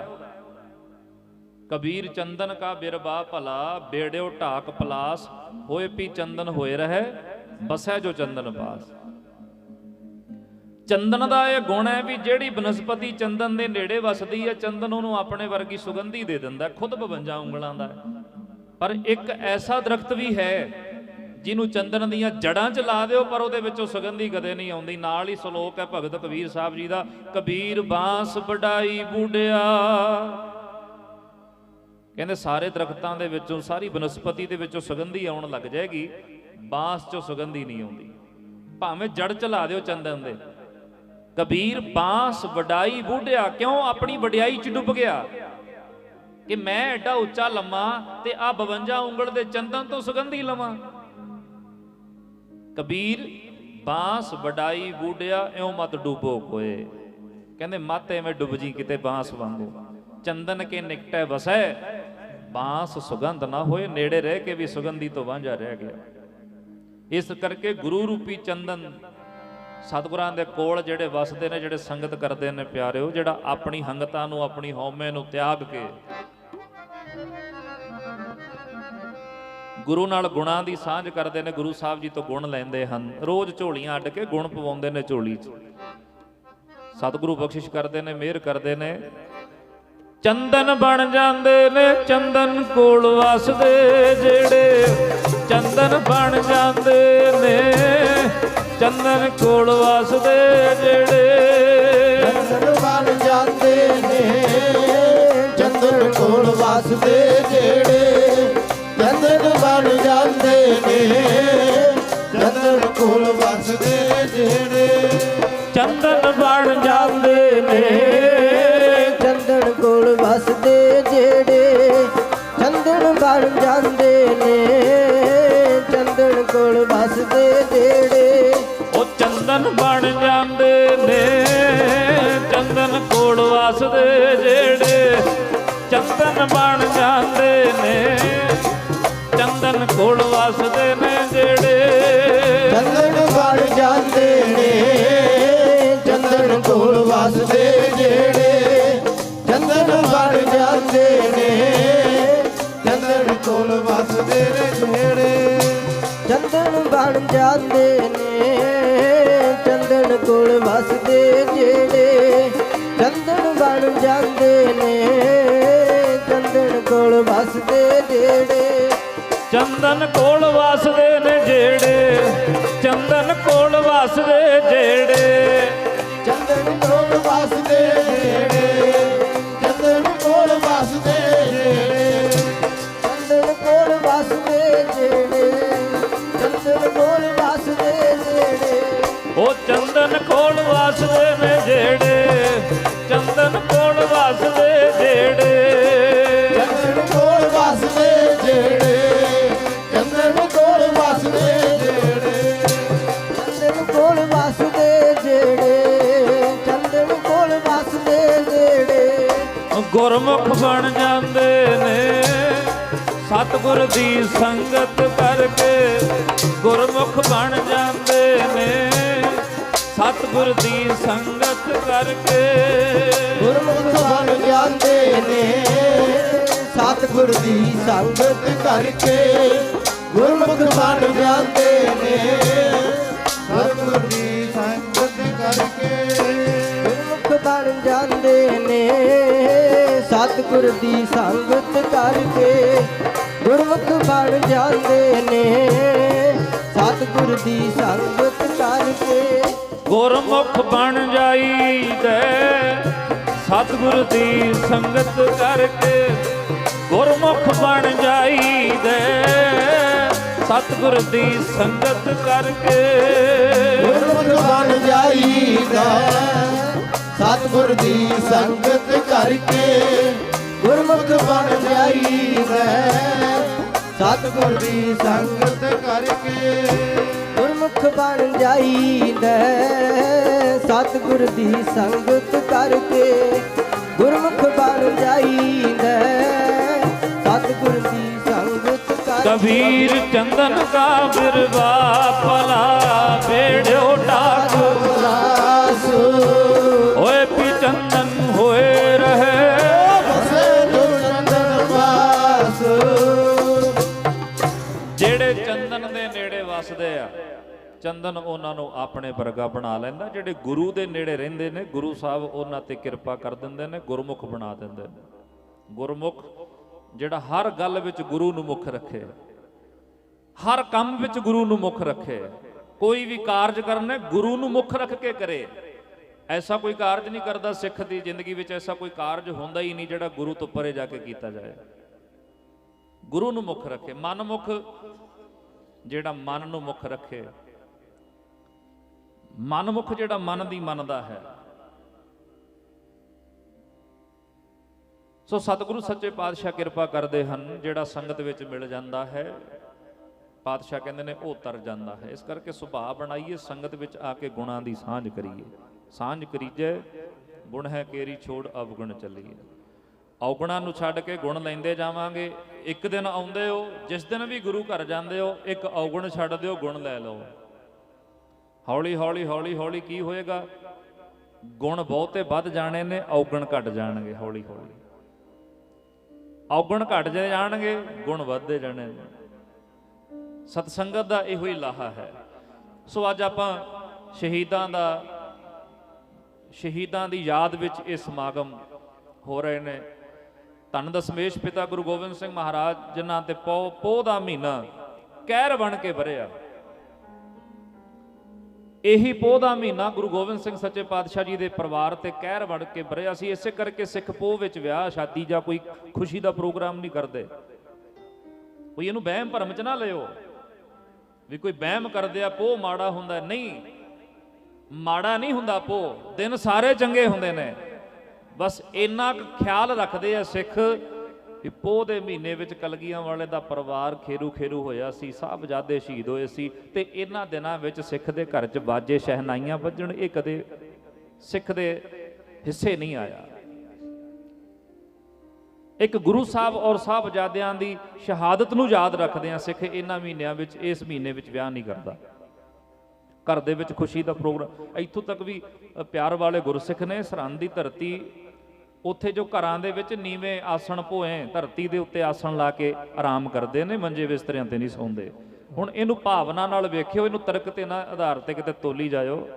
ਉਹਨਾਂ ਦੇ ਅੰਦਰ ਭਾਵਨਾ ਹੈ। ਅਸੀਂ ਇੱਕ ਪਰਿਵਾਰ ਦੇ ਘਰ ਉੱਥੇ ਰੁਕੇ ਸਭਾ ਦੇ ਦਿਨਾਂ 'ਚ, ਤੇ ਉਹਨਾਂ ਨੇ ਧਰਤੀ ਤੇ, ਸਾਰੇ ਪਰਿਵਾਰ ਨੇ ਧਰਤੀ ਤੇ ਆਸਣ ਲਾਏ ਹੋਏ। ਮੈਂ ਕਿਹਾ ਵੀ ਤੁਸੀਂ ਇੱਥੇ ਆਰਾਮ ਕਰਦੇ ਹੋ? ਕਹਿੰਦੇ ਜੀ ਹਾਂ, ਅਸੀਂ ਪੋਹ ਦਾ ਮਹੀਨਾ ਜਦੋਂ ਸ਼ੁਰੂ ਹੋ ਜਾਂਦਾ ਨਾ, ਸੰਗਰਾਂਦ ਆਉਂਦੀ ਹੈ ਪੋਹ ਦੀ, ਅਸੀਂ ਮੰਜਿਆਂ ਤੇ ਨਹੀਂ ਸੌਂਦੇ, ਪਲੰਘਾਂ ਤੇ ਨਹੀਂ ਸੌਂਦੇ, ਅਸੀਂ ਧਰਤੀ ਤੇ ਸੌਂਦੇ ਆ। ਕਿਉਂ? ਉਹਨਾਂ ਨੂੰ ਅਹਿਸਾਸ ਕਰਦੇ ਆ ਵੀ ਸਾਡੇ ਕੋਲ ਤੇ ਛੱਤ ਵੀ ਹੈ, ਸਾਡੇ ਕੋਲ ਤੇ ਗਰਮ ਕੱਪੜੇ ਵੀ ਨੇ, ਪਰ ਧੰਨ ਮਾਤਾ ਗੁਜਰ ਕੌਰ ਔਰ ਸਾਹਿਬਜ਼ਾਦੇ ਕਿਵੇਂ ਉਹਨਾਂ ਨੇ ਪੋਹ ਦੀਆਂ ਰਾਤਾਂ ਠੰਡੇ ਬੁਰਜ ਵਿੱਚ ਲੰਘਾਈਆਂ ਹੋਣੀਆਂ, ਅਹਿਸਾਸ ਕਰਦੇ ਨੇ। ਸੋ ਸਾਨੂੰ ਵੀ ਚੇਤੇ ਰੱਖਣਾ ਚਾਹੀਦਾ ਹੈ। ਪਰ ਮੈਂ ਅਰਜ਼ ਕਰਦਾ ਹੁਣਾ, ਜਿਹਨੂੰ ਪਰੋਸਿਆ ਹੋਇਆ ਥਾਲ ਮਿਲ ਜਾਏ ਨਾ, ਮੰਨ ਲਓ ਦਾਦੇ ਨੇ ਕੀਤੀ ਹੈ ਮਿਹਨਤ, ਦੇਹ ਤੋੜ ਕੇ ਕਮਾਈ ਕਰਦਾ ਰਿਹਾ, ਬੱਚਿਆਂ ਦਾ ਬਣਾ ਦਿਆਂ ਕੁਛ, ਨਾ ਚੰਗਾ ਖਾ ਕੇ ਵੇਖਿਆ, ਨਾ ਚੰਗਾ ਪਹਿਨ ਕੇ ਵੇਖਿਆ। ਬੜੇ ਇਦਾਂ ਦੇ ਬਜ਼ੁਰਗ ਨੇ, ਅਸੀਂ ਆਪਣੇ ਅੱਖਾਂ ਨਾਲ ਵੇਖਿਆ। ਇੱਕ ਬਜ਼ੁਰਗ, ਉਹ ਰੋਟੀ ਵੀ ਟਰੈਕਟਰ ਤੇ ਹੀ ਖਾਂਦਾ ਸੀ, ਬੈਠਾ ਬੈਠਾ ਹੱਥ ਤੇ ਰੱਖ ਕੇ ਰੋਟੀ ਉੱਥੇ ਹੀ ਖਾ ਲੈਣੀ, ਹਲ ਵਾਹੀ ਜਾਣਾ, ਤੇ ਮਿਹਨਤ ਕਰ ਕਰਕੇ ਆਪਣੇ ਆਉਣ ਵਾਲੇ ਪੁਸ਼ਤਾਂ ਵਾਸਤੇ 250-300 ਕਿੱਲਾ ਜ਼ਮੀਨ ਦਾ ਬਣਾ ਲਿਆ ਉਹਨੇ। ਮਿਹਨਤ ਕਰਕੇ ਜ਼ਮੀਨ ਬਣਾਈ, ਆਪ ਚੱਜ ਦਾ ਨਾ ਖਾ ਕੇ ਵੇਖਿਆ, ਚੰਗਾ ਨਾ ਪਹਿਨ ਕੇ ਵੇਖਿਆ, ਤੇ ਪੋਤਰੇ ਹੁਣ ਬੈਠ ਕੇ ਖਾਂਦੇ ਨੇ, ਆਉਣ ਵਾਲੀਆਂ ਪੀੜ੍ਹੀਆਂ, ਤੇ ਉਹਨਾਂ ਨੂੰ ਕਦਰ ਵੀ ਹੈ ਨਹੀਂ। ਉਹ ਚੰਗਾ ਖਾਣ ਤੇ ਵੀ ਚੰਗਾ ਪੈਸਾ ਨਹੀਂ ਸੀ ਖਰਚਦਾ, ਪਹਿਨਣ ਤੇ ਵੀ ਪੈਸਾ ਨਹੀਂ ਸੀ ਖਰਚਦਾ। ਤੇ ਜਿਨ੍ਹਾਂ ਨੂੰ ਪਤਾ ਨਹੀਂ ਪਰੋਸਿਆ ਹੋਇਆ ਥਾਲ ਮਿਲ ਗਿਆ, ਉਹ ਤੇ ਐਸ਼ਾਂ ਕਰਦੇ ਨੇ, ਉਡਾਉਂਦੇ ਨੇ ਪੈਸਾ ਖੁੱਲਾ, ਕਿਉਂਕਿ ਉਹਨਾਂ ਨੇ ਜੋੜਿਆ ਥੋੜਾ, ਬਣਿਆ ਬਣਾਇਆ ਮਿਲਿਆ। ਬਸ ਸਾਨੂੰ ਵੀ ਪਰੋਸਿਆ ਹੋਇਆ ਥਾਲ ਮਿਲ ਗਿਆ, ਇਸੇ ਕਰਕੇ ਅਸੀਂ ਵੀ ਉਹ ਸ਼ਹੀਦਾਂ ਦੀਆਂ ਸ਼ਹਾਦਤਾਂ ਨੂੰ ਭੁੱਲ ਗਏ। ਅੱਜ ਦਾ ਸਿੱਖ ਕਹਿੰਦਾ ਜਦੋਂ ਠੰਡ ਜੀ ਲੈ ਗਈ ਨਾ, ਥੋੜੀ ਜੀ ਠੰਡ ਜੀ ਨਾ ਹੋਵੇ ਤੇ ਗੁਰਦੁਆਰੇ ਜਾ ਕੇ ਬੈਠ ਜਾਵਾਂ। ਹੁਣ ਤੇ ਠੰਡ ਹੀ ਬੜੀ ਹੈ, ਹੀਟਰ ਤੇ ਅੱਗੋਂ ਹੱਲਣ ਨੂੰ ਜੀ ਨਹੀਂ ਕਰਦਾ, ਰਜਾਈ ਚੋਂ ਨਿਕਲਣ ਨੂੰ ਜੀ ਨਹੀਂ ਕਰਦਾ ਜੀ। ਕਿੱਥੇ? ਇੱਥੇ ਹੀ ਸੁਣੀ ਜਾਂਦਾ, ਬਸ ਘਰੀ ਸੁਣੀ ਜਾਂਦਾ ਬਹਿ ਕੇ। ਇਹ ਉਹ ਸੋਚ ਹੈ ਜਿਨ੍ਹਾਂ ਨੂੰ ਪਰੋਸਿਆ ਹੋਇਆ ਥਾਲ ਮਿਲ ਗਿਆ। ਉਹਨਾਂ ਨੂੰ ਇਹ ਲੱਗਦਾ ਵੀ ਅਸੀਂ ਕੀ ਲੈਣਾ ਜਾ ਕੇ। ਜਾਵੇ ਉਹ ਜਿਹਦਾ ਸਰਦਾ ਨਹੀਂ, ਜਾਵੇ ਉਹ ਜਿਹਦਾ ਗੁਰੂ ਘਰ ਜਾਏ ਬਿਨਾਂ ਸਰਦਾ ਨਹੀਂ, ਮੇਰੇ ਤਾਂ ਘਰੇ ਬੈਠੇ ਦਾ ਸਰੀ ਜਾਂਦਾ ਹੈ। ਸਭ ਤੋਂ ਵੱਡਾ ਪਾਪ ਹੈ ਪਿਆਰਿਓ, ਕਿਸੇ ਦੇ ਅਹਿਸਾਨਾਂ ਨੂੰ ਭੁੱਲ ਜਾਣਾ। ਇਸ ਗੱਲ ਨੂੰ ਭੁੱਲ ਜਾਣਾ ਕਿ ਜੱਗ ਛੱਡ ਕਿਸੇ ਤੈਨੂੰ ਆਪਣਾ ਬਣਾਇਆ ਸੀ, ਤੇਰੇ ਪਿੱਛੇ ਘਰ ਕਿਸੇ ਆਪਣਾ ਲੁਟਾਇਆ ਸੀ। ਕੀਤੀਆਂ ਨੂੰ ਭੁੱਲ ਗਿਆ, ਮਾਇਆ ਵਿੱਚ ਰੁੱਲ ਗਿਆ, ਚੰਗਾ ਨਹੀਂ ਕਹਾਏਗਾ, ਅੰਤ ਵੇਲੇ ਦੱਸ ਜਰਾ ਕਿਹੜਾ ਮੁੱਖ ਲੈ ਕੇ ਤੂੰ ਗੁਰਾਂ ਕੋਲੇ ਜਾਏਗਾ, ਕੀ ਮੂੰਹ ਲੈ ਕੇ ਜਾਏਗਾ? ਤੇ ਤੇਰੇ ਵਾਸਤੇ ਆਪਣਾ ਰੱਖਿਆ ਹੀ ਕੁਝ ਨਹੀਂ ਤੇ ਤੂੰ ਸਾਡੇ ਵਾਸਤੇ ਕੀਤਾ ਹੀ ਕੱਖ ਨਹੀਂ। ਤੇਰੇ ਤੇ ਮਾਣ ਕਰਕੇ ਪਾਤਸ਼ਾਹ ਨੇ ਸਾਡੇ ਵੱਲ ਹੀ ਹੱਥ ਕੀਤਾ ਸੀ ਨਾ। ਜਦੋਂ ਮਾਤਾ ਜੀ ਨੇ ਪੁੱਛਿਆ ਸੀ ਦਮਦਮਾ ਸਾਹਿਬ ਸਾਬੋ ਕੀ ਤਲਵੰਡੀ, ਮਾਤਾ ਜੀ ਨੇ ਸਵਾਲ ਕੀਤਾ ਸੀ, ਇਤਿਹਾਸ ਆਪਾਂ ਸਾਰੇ ਸੁਣਦੇ ਰਹਿੰਦੇ। ਮੈਂ ਵਿੱਚੋਂ ਵਿੱਚੋਂ ਬੇਨਤੀ ਆਪ ਜੀ ਦੇ ਚਰਨਾਂ 'ਚ ਕਰਨੀ ਹੈ ਸੀਮਤ ਸਮੇਂ ਵਿੱਚ ਰਹਿ ਕੇ। ਕੀ ਪੁੱਛਦੇ ਨੇ ਮਾਤਾ ਜੀ? ਜਦੋਂ ਮਾਤਾ ਸੁੰਦਰੀ ਜੀ ਆਏ ਸੀ, ਸੰਗਤ ਵੱਲ ਨਿਗਾਹ ਮਾਰਦੇ ਆਉਂਦੇ ਨੇ, ਅੱਖਾਂ ਲੱਭਦੀਆਂ ਨੇ ਕੁਝ, ਜਿਹਨੂੰ ਲੱਭਦੀਆਂ ਉਹ ਦਿਸਦਾ ਨਹੀਂ। ਆ ਕੇ ਕਲਗੀਧਰ ਜੀ ਨੂੰ ਪੁੱਛਦੇ ਨੇ, ਪਾਤਸ਼ਾਹ ਮਹਾਰਾਜ ਜੀ ਨੂੰ ਨਮਸਕਾਰ ਕੀਤੀ ਚਰਨਾਂ ਤੇ। ਦਸ਼ਮੇਸ਼ ਪਿਤਾ ਜੀ ਨੂੰ ਪੁੱਛਦੇ ਆ, ਪਾਤਸ਼ਾਹ ਜੀ ਮੇਰੇ ਲਾਲ ਕਿੱਥੇ ਨੇ? ਮਹਾਰਾਜ ਨੇ ਹੱਥ ਕਰਕੇ ਆਖਿਆ, ਦੇਖੋ ਬੈਠੇ ਸਾਰੇ ਤੁਹਾਡੇ ਲਾਲ ਨੇ। ਮਹਾਰਾਜ ਇਹ ਵੀ ਮੇਰੇ ਲਾਲ ਨੇ, ਪਰ ਮੈਂ ਬਾਬਾ ਅਜੀਤ ਸਿੰਘ, ਬਾਬਾ ਜੁਝਾਰ ਸਿੰਘ, ਬਾਬਾ ਜੋਰਾਵਰ ਸਿੰਘ ਤੇ ਬਾਬਾ ਫਤਿਹ ਸਿੰਘ ਜੀ ਦੀ ਗੱਲ ਕਰਦੇ ਆ, ਉਹ ਕਿੱਥੇ ਨੇ? ਤੇ ਕਲਗੀਧਰ ਜੀ ਨੇ ਆਖਿਆ ਸੀ, ਉਹ 4 ਇਹਨਾਂ ਹਜ਼ਾਰਾਂ ਦੇ ਉੱਤੋਂ ਕੁਰਬਾਨ ਕਰ ਦਿੱਤੇ ਨੇ। ਇਨ ਪੁੱਤਰਨ ਕੇ ਸੀਸ ਪਰ, ਇਤਿਹਾਸਕ ਬਚਨ ਪੜ੍ਹਦੇ ਆ ਨਾ ਇਹ, ਇਨ ਪੁੱਤਰਨ ਕੇ ਸੀਸ ਪਰ ਵਾਰ ਦੀਏ ਸੁਤ 4 ਮੂਏ ਤੋਂ ਕਿਆ ਹੁਆ? ਕਹਿੰਦੇ ਪਾਤਸ਼ਾਹ ਕਹਿੰਦੇ ਨੇ ਫੇਰ ਕੀ ਹੋ ਗਿਆ ਜੇ 4 ਚਲੇ ਗਏ? ਗੁਰੂ ਗ੍ਰੰਥ ਸਾਹਿਬ ਜੀ ਦੀ ਬਾਣੀ ਵਿੱਚ ਜ਼ਿਆਦਾਤਰ ਮਰੇ ਸ਼ਬਦ ਵਰਤਿਆ, ਸ਼ਹੀਦ ਸ਼ਬਦ 2 ਵਾਰੀ ਆਇਆ ਪੂਰੇ ਗੁਰੂ ਗ੍ਰੰਥ ਸਾਹਿਬ ਦੇ ਵਿੱਚ।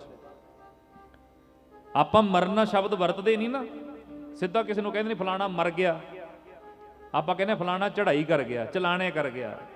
ਪਰ ਗੁਰੂ ਗ੍ਰੰਥ ਸਾਹਿਬ ਜੀ ਦੀ ਬਾਣੀ ਵਿੱਚ ਸ਼ਬਦ ਆਪਾਂ ਹੁਣੇ ਪੜ੍ਹਿਆ ਸੀ, ਕਬੀਰ ਮਰਤਾ ਮਰਤਾ ਜਗ ਮੂਆ, ਮਰ ਭੀ ਨਾ ਜਾਣਿਆ ਕੋਏ, ਐਸੀ ਮਰਨੀ ਜੋ ਮਰੇ ਬਹੁਰ ਨਾ ਮਰਨਾ ਹੋਏ। ਇਹੋ ਜੀ ਮੌਤ ਜਿਹੜੇ ਮਰਦੇ ਆ ਬਾਰ-ਬਾਰ ਮਰਨਾ ਨਹੀਂ ਪੈਂਦਾ। ਕਲਗੀਧਰ ਜੀ ਕਹਿੰਦੇ 4 ਮੂਏ ਤੋਂ ਕਿਆ ਹੁਆ? ਜੇ 4 ਮਰ ਗਏ ਤੇ ਕੀ ਹੋ ਗਿਆ? ਜੀਵਤ ਕਈ ਹਜ਼ਾਰ, ਤੇ ਜਿਹਨੂੰ 4 ਦੇ ਕੇ ਹਜ਼ਾਰਾਂ ਮਿਲ ਗਏ ਹੋਣ ਉਹਨੂੰ ਘਾਟਾ ਨਹੀਂ ਪਿਆ। ਆਖੋ ਸਤਨਾਮ, ਗੱਜ ਕੇ ਆਖੋ ਜੀ ਸਤਨਾਮ। ਸ੍ਰੀ ਵਾਹਿਗੁਰੂ। ਹੁਣ 1 ਤਰੀਕ ਤੋਂ GST ਵੱਧ ਜਾਣੀ ਹੈ, ਟੈਕਸ ਹਰ ਇੱਕ ਚੀਜ਼ ਤੇ ਲੱਗ ਜਾਣਾ। ਹੁਣ ਇੱਕੋ ਸਾਡੇ ਕੋਲੇ ਆ ਵਾਹਿਗੁਰੂ ਪਰਮੇਸ਼ਰ ਦਾ ਨਾਮ ਹੀ ਰਹਿ ਗਿਆ ਜਿਹੜਾ ਟੈਕਸ ਤੋਂ ਰਹਿਤ ਹੈ। ਇਹ ਤੇ ਐਸਾ ਹੈ, ਇਹ ਨਾਮ ਐਸਾ ਪਿਆਰਿਓ ਜਿਹੜਾ ਇੱਕ ਵਾਰੀ ਜੇ ਕਿਤੇ ਰਸਨਾ ਤੋਂ ਮਨ ਜੋੜ ਕੇ ਵਾਹਿਗੁਰੂ ਕਿਹਾ ਜਾਵੇ ਤੇ 4 ਜੁਗਾਂ ਦੀ ਭਗਤੀ ਜਿੰਨਾ ਪ੍ਰਤਾਪ ਫਲ ਮਿਲਦਾ ਝੋਲੀ 'ਚ। ਇਸ ਕਰਕੇ ਗੱਜ ਕੇ ਆਖਿਆ ਕਰੋ ਸਤਨਾਮ ਵਾਹਿਗੁਰੂ। ਧੰਨ ਦਸ਼ਮੇਸ਼ ਪਿਤਾ ਗੁਰੂ ਗੋਬਿੰਦ ਸਿੰਘ ਮਹਾਰਾਜ ਕਹਿੰਦੇ ਨੇ ਹਜ਼ਾਰਾਂ ਹੀ, ਜਿਹਨੂੰ 4 ਦੇ ਕੇ ਹਜ਼ਾਰਾਂ ਮਿਲ ਗਏ ਹੁਣ ਉਹਨੂੰ ਘਾਟਾ ਥੋੜਾ ਪਿਆ। ਹੁਣ ਆਪਾਂ ਆਮ ਤੌਰ ਤੇ ਲਾਓ, ਜਿਹਨੂੰ 4 ਕਿੱਲੇ ਵੇਚ ਕੇ 15-20 ਕਿੱਲੇ ਪੈਲੀ ਮਿਲਦੀ ਹੋਵੇ ਤੇ ਅਗਲਾ ਕਹਿੰਦਾ ਮੇਰਾ ਤਾਂ ਫਾਇਦਾ ਹੋ ਗਿਆ। ਆਪਾਂ ਦੁਨਿਆਵੀ ਉਦਾਹਰਨ ਲਾਈਏ, ਪਾਤਸ਼ਾਹ ਕਹਿੰਦੇ ਤੇਰੇ 4 ਗਏ ਨੇ ਪਰ ਇਹ ਘਾਟਾ ਨਹੀਂ ਪਿਆ। ਮਾਤਾ ਜੀ ਨੂੰ ਸਮਝਾਉਂਦੇ ਨੇ ਕਲਗੀਆਂ ਵਾਲੇ, 4 ਮੂਏ ਤਾਂ ਭਲਾ ਕੀ ਦੱਸ ਹੋ ਗਿਆ? ਜੇ 4 ਮੂਏ ਫਿਰ ਕੀ ਹੋ ਗਿਆ? ਸਾਰਾ ਸੰਸਾਰ ਤੇਰਾ ਹੈ, 4 ਮੂਏ ਤਾਂ ਭਲਾ ਕੀ ਦੱਸ ਹੋ ਗਿਆ? ਸਾਰਾ ਸੰਸਾਰ ਤੇਰਾ ਹੈ, ਕੀ ਹੋ ਗਿਆ? ਸਾਰਾ ਸੰਸਾਰ ਤੇਰਾ ਹੈ। 4 ਮੂਏ ਦਾ ਭਲਾ ਕੀ ਹੋ ਗਿਆ? ਸਾਰਾ ਸੰਸਾਰ ਤੇਰਾ ਹੈ। ਮੂਏ ਦਾ ਭਲਾ ਕੀ ਹੋ ਗਿਆ? ਸਾਰਾ ਸੰਸਾਰ ਤੇਰਾ ਹੈ। 4 ਮੂਏ ਦਾ ਭਲਾ ਕੀ ਹੋ ਗਿਆ? ਸਾਰਾ ਸੰਸਾਰ ਤੇਰਾ ਹੈ। 4ਾਂ ਦੇ ਬਦਲੇ 'ਚ ਦਿੱਤੇ ਹਜ਼ਾਰਾਂ ਤੈਨੂੰ, 4ਾਂ ਦੇ ਬਦਲੇ 'ਚ ਦਿੱਤੇ ਹਜ਼ਾਰਾਂ ਤੈਨੂੰ। 4ਾਂ ਦੇ ਬਦਲੇ 'ਚ ਇਹਨਾਂ ਦੀ ਆਵਾਜ਼ ਕਢਾ ਕੇ ਹਾਲ ਦੀ ਆਵਾਜ਼ ਕਰੋ ਤੈਨੂੰ। 4ਾਂ ਦੇ ਬਦਲੇ 'ਚ ਦਿੱਤੇ ਹਜ਼ਾਰਾਂ ਤੈਨੂੰ। 4ਾਂ ਦੇ ਬਦਲੇ 'ਚ ਦਿੱਤੇ ਹਜ਼ਾਰਾਂ ਤੈਨੂੰ। 4ਾਂ ਦੇ ਬਦਲੇ 'ਚ ਦਿੱਤੇ ਹਜ਼ਾਰਾਂ ਤੈਨੂੰ। ਦਿੱਤੇ ਹਜ਼ਾਰਾਂ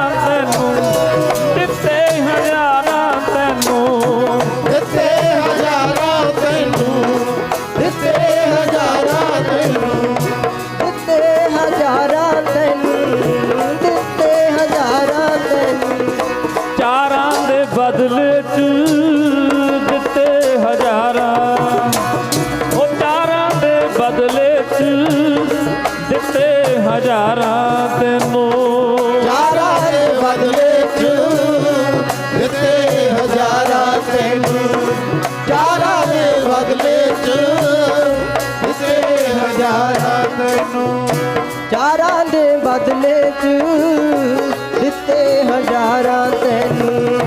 ਚਾਰਾਂ ਦੇ ਬਦਲੇ ਚ ਦਿੱਤੇ ਹਜ਼ਾਰਾਂ ਤੈਨੂੰ। ਬਾਦਸ਼ਾਹ ਕਹਿੰਦੇ ਚਾਰ ਮੂਏ ਤੋਂ ਕਿਆ ਹੁਆ, ਕੀ ਹੋ ਗਿਆ ਜੇ ਚਾਰ ਮਰ ਗਏ, ਜੀਵਤ ਕਈ ਹਜ਼ਾਰ। ਬਾਦਸ਼ਾਹ ਕਹਿੰਦੇ ਤੈਨੂੰ ਘਾਟਾ ਨਹੀਂ ਪਿਆ, ਤੁਹਾਨੂੰ ਵਾਧਾ ਹੀ ਹੋਇਆ, ਐਡਾ ਵੱਡਾ ਪਰਿਵਾਰ ਮਿਲ ਗਿਆ। ਖਾਲਸੇ ਨੂੰ ਮਾਤਾ ਸਾਹਿਬ ਕੌਰ ਜੀ ਦੀ ਝੋਲੀ ਪਾਇਆ, ਚਾਰ ਪੁੱਤ ਵਾਰ ਕੇ। ਕਹਿੰਦੇ ਬਾਦਸ਼ਾਹ ਹੋਇਆ ਕੀ ਮੇਰੇ ਲਾਲਾਂ ਨਾਲ? ਮਾਤਾ ਜੀ ਨੇ ਪੁੱਛਿਆ, ਦੱਸੋ ਤੇ ਸਹੀ ਮੇਰੇ ਸਾਹਿਬਜ਼ਾਦਿਆਂ ਨਾਲ ਹੋਇਆ ਕੀ? ਦਸਮ ਪਾਤਸ਼ਾਹ ਕਹਿੰਦੇ ਨੇ ਤੇਰੇ ਚਾਰ, ਮੈਂ ਤਾਂ ਸਿੱਖੀ ਦੇ ਬਗੀਚੇ ਵਿੱਚ ਡੋਲਦਾ ਖੂਨ ਤੇਰੇ ਪੁੱਤਰਾਂ ਦਾ। ਮੈਂ ਤਾਂ ਸਿੱਖੀ ਦੇ ਬਗੀਚੇ ਵਿੱਚ ਡੋਲਦਾ ਖੂਨ ਤੇਰੇ ਪੁੱਤਰਾਂ ਦਾ। ਮੈਂ ਤਾਂ ਸਿੱਖੀ ਦੇ ਬਗੀਚੇ ਵਿੱਚ ਡੋਲਦਾ ਖੂਨ ਤੇਰੇ ਪੁੱਤਰਾਂ ਦਾ। ਮੈਂ ਤਾਂ ਸਿੱਖੀ ਦੇ ਬਗੀਚੇ ਵਿੱਚ ਵਿੱਚ ਡੋਲਦਾ ਖੂਨ ਤੇਰੇ ਪੁੱਤਰਾਂ ਦਾ। ਸਿੱਖੀ ਦੇ ਬਗੀਚੇ ਵਿੱਚ ਡੋਲਦਾ ਖੂਨ ਚਾਰੇ ਪੁੱਤਰਾਂ ਦਾ। ਸਿੱਖੀ ਦੇ ਬਗੀਚੇ ਵਿੱਚ ਡੋਲਦਾ ਖੂਨ ਚਾਰੇ ਪੁੱਤਰਾਂ ਦਾ। ਮੈਂ ਤਾਂ ਸਿੱਖੀ ਦੇ ਬਗੀਚੇ ਵਿੱਚ ਡੋਲਦਾ ਖੂਨ ਚਾਰੇ ਪੁੱਤਰਾਂ ਦਾ। ਮੈਂ ਤਾਂ ਸਿੱਖੀ ਦੇ ਬਗੀਚੇ ਵਿੱਚ ਡੋਲਦਾ ਖੂਨ ਚਾਰੇ ਪੁੱਤਰਾਂ ਦਾ। ਸਿੱਖੀ ਦੇ ਵਿੱਚ ਡੋਲਦਾ ਚਾਰੇ ਪੁੱਤਰਾਂ ਦਾ। ਮੈਂ ਤਾਂ ਸਿੱਖੀ ਦੇ ਬਗੀਚੇ ਵਿੱਚ ਡੋਲਦਾ ਹੁਣ ਚਾਰੇ ਪੁੱਤਰਾਂ ਦਾ। ਧੰਨ ਦਸ਼ਮੇਸ਼ ਪਿਤਾ ਕਹਿੰਦੇ ਸਿੱਖੀ ਦਾ ਬਗੀਚਾ ਹਰਿਆ ਭਰਿਆ ਕਰਨ ਵਾਸਤੇ ਚਾਰੇ ਪੁੱਤਰਾਂ ਦਾ ਖੂਨ ਇਹ ਸਿੱਖੀ ਦੇ ਬਗੀਚੇ ਵਿੱਚ ਡੋਲ ਦਿੱਤਾ। ਦਸਮ ਪਾਤਸ਼ਾਹ ਧੰਨ ਗੁਰੂ ਗੋਬਿੰਦ ਸਿੰਘ ਮਹਾਰਾਜ ਜੀ ਨੇ ਖਾਲਸਾ ਪੰਥ ਸਜਾਇਆ ਤੇ ਇਸ ਜਿਹੜਾ ਰਸਤਾ ਗੁਰੂ ਨਾਨਕ ਦੇਵ ਮਹਾਰਾਜ ਜੀ ਨੇ ਤਿਆਰ ਕੀਤਾ ਸੀ ਨਾ, ਮਾਰਿਆ ਸਿੱਕਾ ਜਗਤ ਵਿੱਚ ਨਾਨਕ ਨਿਰਮਲ ਪੰਥ ਚਲਾਇਆ, ਉਹ ਜਿਹੜਾ ਰਾਹ ਪੰਥ ਚਲਾਇਆ ਸੀ ਉਸ ਪੰਥ ਨੂੰ ਪੱਕਿਆਂ ਕੀਤਾ ਕਲਗੀਧਰ ਪਾਤਸ਼ਾਹ ਨੇ ਆਪਣੇ ਸਾਹਿਬਜ਼ਾਦਿਆਂ ਦਾ ਖੂਨ ਪਾ ਕੇ, ਆਪਣੇ ਪਰਿਵਾਰ ਦੀਆਂ ਸ਼ਹੀਦੀਆਂ ਦੇ ਕੇ, ਸਰਬੰਸ ਲੁਟਾ ਕੇ ਉਸ ਰਸਤੇ ਨੂੰ ਪੱਕਾ ਕੀਤਾ। ਜਿਹੜੇ ਰਸਤੇ ਦੇ ਉੱਤੇ ਤੁਰਨ ਦੀ ਅੱਜ ਸਾਨੂੰ ਪੰਜ ਪਿਆਰੇ ਵੀ ਪ੍ਰੇਰਨਾ ਕਰਦੇ ਆ ਵੀ ਭਾਈ ਅੰਮ੍ਰਿਤ ਛਕ ਕੇ ਗੁਰੂ ਵਾਲੇ ਬਣੋ। ਪਰ ਮੈਂ ਇੱਕ ਬੇਨਤੀ ਆਪ ਜੀ ਦੇ ਚਰਨਾਂ ਵਿੱਚ ਕਰਾਂਗਾ, ਸਾਨੂੰ ਅੱਜ ਸੁਚੇਤ ਹੋਣ ਦੀ ਲੋੜ ਹੈ। ਕਿੰਨਾਂ ਤੋਂ? ਜਿਨ੍ਹਾਂ ਤੋਂ ਕਲਗੀਧਰ ਜੀ ਨੇ ਸਾਨੂੰ ਸੁਚੇਤ ਕੀਤਾ। ਉਹ ਕੌਣ ਨੇ? ਸਮਝਣਾ ਪਵੇਗਾ। ਉਹ ਕੌਣ ਲੋਕ ਨੇ ਜਿਨ੍ਹਾਂ ਤੋਂ ਕਲਗੀਧਰ ਪਾਤਸ਼ਾਹ ਕਹਿੰਦੇ ਨੇ ਜੇ ਉਹਨਾਂ ਵਰਗਾ ਬਣ ਗਿਆ ਤੇ ਮੇਰਾ ਤੇਰਾ ਰਿਸ਼ਤਾ ਖਤਮ। ਪੜ੍ਹਦੇ ਆ ਨਾ ਬਚਨ, ਜਬ ਲਗ ਖਾਲਸਾ ਰਹਿ ਨਿਆਰਾ ਤਬ ਲਗ ਤੇਜ ਦਿਓ ਮੈਂ ਸਾਰਾ, ਜਬ ਇਹ ਗਹਿ ਵਿਪਰਨ ਕੀ ਰੀਤ ਮੈਂ ਨਾ ਕਰੋ ਇਨ ਕੀ ਪ੍ਰਤੀਤ। ਪਾਤਸ਼ਾਹ ਕਹਿੰਦੇ ਜੇ ਤੂੰ ਵਿਪਰਾਂ ਵਾਲੀਆਂ ਰੀਤਾਂ ਤੇ ਆ ਗਿਆ ਨਾ, ਵਿਪਰ ਤੋਂ ਬਚ ਕੇ ਰਹਿਣਾ। ਇਹੋ ਜਿਹਾ ਕੀ ਹੈ ਵਿਪਰ ਵਿੱਚ ਜਿਹਦੇ ਉੱਤੋਂ ਪਾਤਸ਼ਾਹ ਕਹਿੰਦੇ ਜੇ ਤੂੰ ਵਿਪਰਾਂ ਵਾਲੀਆਂ ਰੀਤਾਂ ਤੇ ਆ ਗਿਆ ਤੇ ਮੈਂ ਤੇਰੇ ਤੇ ਵਿਸ਼ਵਾਸ ਨਹੀਂ ਕਰਾਂਗਾ, ਕਿਉਂਕਿ ਵਿਪਰ ਤੇ ਭਰੋਸਾ ਕਦੇ ਕਰਨਾ ਹੀ ਨਹੀਂ। ਬਾਦਸ਼ਾਹ ਕਹਿੰਦੇ ਨੇ ਹੁਣ ਵਿਪਰ ਜਦੋਂ ਸ਼ਬਦ ਵਰਤਦੇ ਆ ਤੇ ਅਸੀਂ ਸਾਡੇ ਅੱਖਾਂ ਦੇ ਅੱਗੇ ਇੱਕ ਬਿਰਾਦਰੀ ਆ ਜਾਂਦੀ ਹੈ ਵੀ ਸ਼ਾਇਦ ਬ੍ਰਾਹਮਣ ਨੂੰ ਵਿਪਰ ਕਿਹਾ ਹੈ। ਨਹੀਂ ਪਿਆਰਿਓ, ਵਿਪਰ ਇੱਕ ਸੋਚ ਦਾ ਨਾਮ ਹੈ। ਉਹ ਮੁਸਲਮਾਨ ਦੀ ਵੀ ਹੋ ਸਕਦੀ ਹੈ, ਈਸਾਈ ਦੀ ਵੀ ਹੋ ਸਕਦੀ ਹੈ, ਸਿੱਖ ਦੀ ਵੀ ਹੋ ਸਕਦੀ ਹੈ। ਵਿਪਰ ਇੱਕ ਸੋਚ ਹੈ ਤੇ ਅੱਜ ਤੱਕ ਗੁਰੂ ਨਾਨਕ ਦੇਵ ਪਾਤਸ਼ਾਹ ਤੋਂ ਲੈ ਕੇ ਵਿਪਰਵਾਦੀ ਸੋਚ ਦੇ ਲੋਕ ਵਿਰੋਧਤਾ ਕਰਦੇ ਨੇ, ਅੱਜ ਤੱਕ ਹੋ ਰਹੀ ਹੈ। ਜੋ ਬੇਅਦਬੀਆਂ ਦਾ ਦੌਰ ਚੱਲਿਆ, ਹੁਣ ਤੱਕ ਬੇਅਦਬੀਆਂ ਹੋ ਰਹੀਆਂ ਨੇ। ਇਹ ਵਿਪਰਵਾਦੀ ਸੋਚ ਦਾ ਨਤੀਜਾ ਹੈ ਇੱਕ।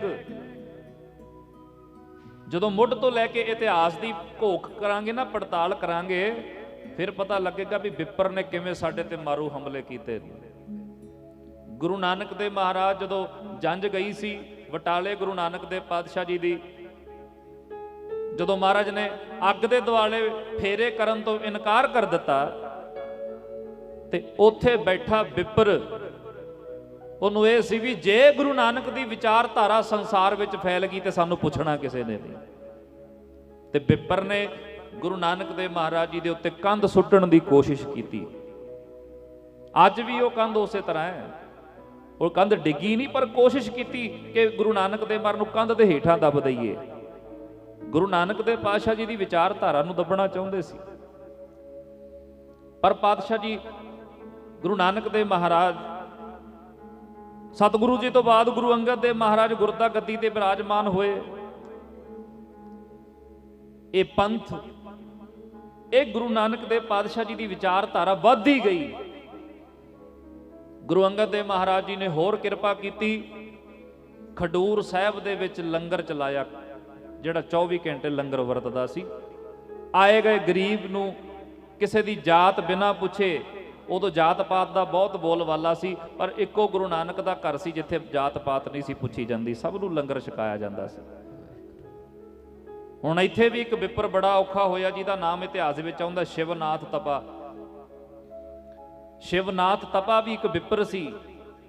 ਉਹਨੇ ਕੀ ਕੀਤਾ, ਗੁਰੂ ਅੰਗਦ ਦੇਵ ਪਾਤਸ਼ਾਹ ਜੀ ਨੂੰ ਪਿੰਡ ਵਾਲਿਆਂ ਤੋਂ ਕਹਿ ਕੇ ਖਡੂਰ ਸਾਹਿਬ ਦੇ ਵਿੱਚੋਂ ਕਢਵਾ ਦਿੱਤਾ ਸੀ। ਇਤਿਹਾਸ ਪੜ੍ਹਨ ਵਾਲਿਆਂ ਨੂੰ ਪਤਾ ਹੈ ਕਿ ਗੁਰੂ ਅੰਗਦ ਦੇਵ ਮਹਾਰਾਜ ਜੀ ਨੂੰ ਪਿੰਡ ਵਾਲਿਆਂ ਨੇ ਕਹਿਤਾ ਸੀ, ਮਹਾਰਾਜ ਤਪੇ ਦੇ ਕਹਿਣ ਤੇ, ਸ਼ਿਵਨਾਥ ਦੇ ਕਹਿਣ ਤੇ, ਇੱਕ ਵਿਪਰ ਸੀ ਕਿ ਆਪ ਜੀ ਕਿਰਪਾ ਕਰੋ, ਸਾਡੇ ਪਿੰਡ ਵਿੱਚ ਮੀਂਹ ਨਹੀਂ ਪੈਂਦਾ ਤੇ ਤਪਾ ਕਹਿੰਦਾ ਜੇ ਤੁਸੀਂ ਪਿੰਡ ਵਿੱਚੋਂ ਚਲੇ ਜਾਓਗੇ ਤੇ ਬਾਰਿਸ਼ ਹੋ ਜਾਏਗੀ। ਸੱਚੇ ਪਾਤਸ਼ਾਹ ਇੱਕ ਵਾਰੀ ਖਡੂਰ ਸਾਹਿਬ ਛੱਡ ਕੇ ਚਲੇ ਗਏ ਸੀ। ਇਹ ਤੇ ਬਾਅਦ ਵਿੱਚ ਤਪੇ ਨੂੰ ਕੀਤੀ ਦੀ ਸਜ਼ਾ ਮਿਲੀ, ਫਲ ਮਿਲਿਆ। ਤੇ ਬਾਬਾ ਅਮਰਦਾਸ ਜੀ ਗੁਰੂ ਸਾਹਿਬ ਜੀ ਨੂੰ ਬੇਨਤੀ ਕਰਕੇ ਸੰਗਤ ਨੂੰ ਨਾਲ ਲਿਜਾ ਕੇ ਫਿਰ ਖਡੂਰ ਸਾਹਿਬ ਦੇ ਵਿੱਚ ਉਹ ਰੌਣਕਾਂ ਲੱਗੀਆਂ। ਪਰ ਇੱਕ ਵਾਰੀ ਗੁਰੂ ਅੰਗਦ ਦੇਵ ਮਹਾਰਾਜ ਨੂੰ ਪਿੰਡ ਚੋਂ ਕਢਵਾ ਦਿੱਤਾ ਸੀ ਵਿਪਰ ਨੇ, ਇਤਿਹਾਸ ਗਵਾਹੀ ਭਰਦਾ। ਤੇ ਤੀਸਰੇ ਪਾਤਸ਼ਾਹ ਜੀ ਦਾ ਵੇਲਾ ਆਇਆ, ਗੁਰੂ ਅਮਰਦਾਸ ਮਹਾਰਾਜ ਜੀ ਗੁਰਤਾ ਗੱਦੀ ਤੇ ਬਿਰਾਜਮਾਨ ਹੋਏ। ਇਹ ਲੜੀ ਵੇਖਿਓ ਕਿਵੇਂ ਜੁੜਦੀ ਹੈ ਵਿਪਰਾਂ ਦੇ ਨਾਲ, ਸ਼ੁਰੂ ਤੋਂ ਲੈ ਕੇ ਵਧੀਕੀਆਂ ਅੱਜ ਤੱਕ ਹੁੰਦੀਆਂ ਨੇ। ਅੱਜ ਤੱਕ ਉਹੀ ਵਿਪਰ ਦਾ ਦਿਮਾਗ ਕੰਮ ਕਰਦਾ, ਉਹੀ ਸੋਚ। ਪਰ ਕਈ ਸਾਡੇ ਵੀਰ ਵੀ, ਭੁੱਲੜ ਸਿੱਖ ਵੀ ਉਹਨਾਂ ਵਿਪਰਵਾਦੀ ਸੋਚ ਦੇ ਅੱਜ ਚੁੰਗਲ ਵਿੱਚ ਫਸੇ ਹੋਏ ਨੇ, ਜਿਨ੍ਹਾਂ ਨੂੰ ਪਤਾ ਹੀ ਨਹੀਂ ਵੀ ਅਸੀਂ ਕਿਹਨਾਂ ਦੇ ਇਸ਼ਾਰਿਆਂ ਤੇ ਨੱਚਦੇ ਹਾਂ। ਗੁਰੂ ਅਮਰਦਾਸ ਪਾਤਸ਼ਾਹ ਜੀ ਦੇ ਉੱਤੇ ਗੋਂਦੇ ਖੱਤਰੀ ਦੇ ਪੁੱਤਰ ਤੋਂ ਮੁਕੱਦਮਾ ਦਰਜ ਕਰਵਾਇਆ, ਕੇਸ ਦਰਜ ਕਰਾਇਆ। ਕਿਹੜੀ ਗੱਲ ਦਾ? ਵੀ ਇਹਨਾਂ ਨੇ ਸਾਡੀ ਜਾਇਦਾਦ ਧੱਕੇ ਨਾਲ ਕਬਜ਼ਾ ਕੀਤਾ। ਗੁਰੂ ਅਮਰਦਾਸ ਮਹਾਰਾਜ ਤੇ ਇਹ ਕੇਸ ਹੋਇਆ ਸੀ, ਪਰ ਜਦੋਂ ਕੇਸ ਦੀ ਪੈਰਵਾਈ ਹੋਈ, ਸੱਚ ਸਾਹਮਣੇ ਆਇਆ, ਮੁਕੱਦਮਾ ਗੁਰੂ ਅਮਰਦਾਸ ਪਾਤਸ਼ਾਹ ਜੀ ਦੇ ਹੱਕ ਵਿੱਚ ਹੋਇਆ। ਵਿਪਰ ਨੂੰ ਇੱਥੇ ਵੀ ਮੂੰਹ ਦੀ ਖਾਣੀ ਪਈ। ਉਸ ਤੋਂ ਬਾਅਦ ਸਮਾਂ ਆਇਆ ਪੰਜਵੇਂ ਪਾਤਸ਼ਾਹ ਗੁਰੂ ਅਰਜਨ ਦੇਵ ਮਹਾਰਾਜ ਜੀ ਦਾ, ਚੌਥੇ ਪਾਤਸ਼ਾਹ ਜੀ ਤੋਂ ਬਾਅਦ ਗੁਰੂ ਅਰਜਨ ਦੇਵ ਮਹਾਰਾਜ ਗੁਰਤਾ ਗੱਦੀ ਤੇ ਬਿਰਾਜਮਾਨ ਹੋਏ। ਤੇ ਵਿਪਰ ਦਾ ਇੰਨਾ ਕੁ ਜ਼ੋਰ ਚੱਲਿਆ ਕਿ ਇਸ ਸੱਚ ਦੇ ਪ੍ਰਚਾਰ ਨੂੰ ਕਿਵੇਂ ਰੋਕਿਆ ਜਾਵੇ। ਤੇ ਉਹ ਵਿਪਰ ਜਿਹੜੇ ਲੋਕ ਸੀ ਨਾ ਪਿਆਰਿਓ, ਸਖੀ ਸਰਵਰ ਨੂੰ ਮੰਨਣ ਵਾਲੇ ਵੀ ਸੀ ਵਿੱਚ, ਸੇਖ ਫੱਤੇ ਦੇ ਖੀਰਾਂ ਚੜਾਉਣ ਵਾਲੇ ਵੀ ਵਿੱਚ ਸੀ, ਜਿਨ੍ਹਾਂ ਨੇ ਗੁਰੂ ਅਰਜਨ ਦੇਵ ਮਹਾਰਾਜ ਜੀ ਨੂੰ ਤੱਤੀ ਤਵੀ ਤੇ ਬਿਠਾ ਕੇ ਅਨੇਕਾਂ ਤਸੀਹੇ ਦੇ ਕੇ ਸ਼ਹੀਦ ਕਰਵਾਇਆ। ਵਿਪਰ ਦੀ ਇੱਥੋਂ ਤੱਕ ਚੱਲ ਗਈ ਕਿ ਉਹਨਾਂ ਨੇ ਗੁਰੂ ਅਰਜਨ ਦੇਵ ਪਾਤਸ਼ਾਹ ਜੀ ਨੂੰ ਤਰੀਕੇ ਦੇ ਨਾਲ ਕੈਦ ਕਰਵਾਇਆ।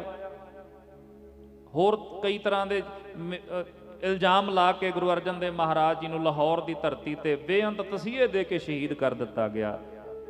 ਇਹ ਇੱਕ ਵਿਪਰ ਦੀ ਚਾਲ ਸੀ, ਵਿਪਰ ਦੀ ਸੋਚ ਸੀ। ਜਹਾਂਗੀਰ ਨੇ ਤੁਝ ਕੇ ਜਹਾਂਗੀਰੀ ਦੇ ਵਿੱਚ ਖੁਦ ਲਿਖਿਆ ਕਿ ਮੈਂ ਇਹ ਗੁਰੂ ਨਾਨਕ ਦੇ ਘਰ ਦੀ ਜਿਹੜੀ ਝੂਠ ਦੀ ਦੁਕਾਨ ਸੀ, ਇਹਨੂੰ ਬੰਦ ਕਰਨੀ ਚਾਹੁੰਦਾ ਸੀ, ਜਿਹੜੀ ਦਿਨੋਂ ਦਿਨ ਵੱਧਦੀ ਤੁਰੀ ਜਾਂਦੀ ਸੀ। ਤਾਂ ਮੈਂ ਆਪਣੇ ਦੀਵਾਨ ਚੰਦੂ ਦੇ ਹੱਥੋਂ ਪੰਜਵੇਂ ਨਾਨਕ ਨੂੰ, ਪੰਜਵੇਂ ਗੁਰੂ ਅਰਜਨ ਦੇਵ ਨੂੰ ਮੈਂ ਸ਼ਹੀਦ ਕਰਵਾਇਆ। ਤੁਝ ਕੇ ਜਹਾਂਗੀਰੀ ਵਿੱਚ ਮੰਨਿਆ ਜਹਾਂਗੀਰ। ਇਦਾਂ ਇਹ ਵਿਪਰਾਂ ਦਾ ਜ਼ੋਰ ਜਿਹੜਾ ਸੀ ਵੱਧਦਾ ਗਿਆ। ਵਧੀਕੀਆਂ ਕਰਨ ਵਾਸਤੇ ਇਹ ਸਮਾਂ ਬਣਾਉਂਦੇ ਗਏ ਵੀ ਕਿਵੇਂ ਨਾ ਕਿਵੇਂ ਇਹ ਸੱਚ ਦੇ ਪ੍ਰਚਾਰ ਨੂੰ ਰੋਕਿਆ ਜਾਵੇ। ਤੇ ਮਹਾਰਾਜ ਕਹਿੰਦੇ ਨੇ ਜਿਹੜਾ ਵਿਪਰਵਾਦੀ ਸੋਚ ਦਾ ਧਾਰਨੀ ਹੈ ਨਾ, ਮੈਂ ਉਹਦੇ ਤੇ ਕੋਈ ਭਰੋਸਾ ਨਹੀਂ ਕਰਾਂਗਾ, ਮੈਂ ਉਹਦਾ ਕੋਈ ਪੱਖ ਨਹੀਂ ਪੂਰਾਂਗਾ।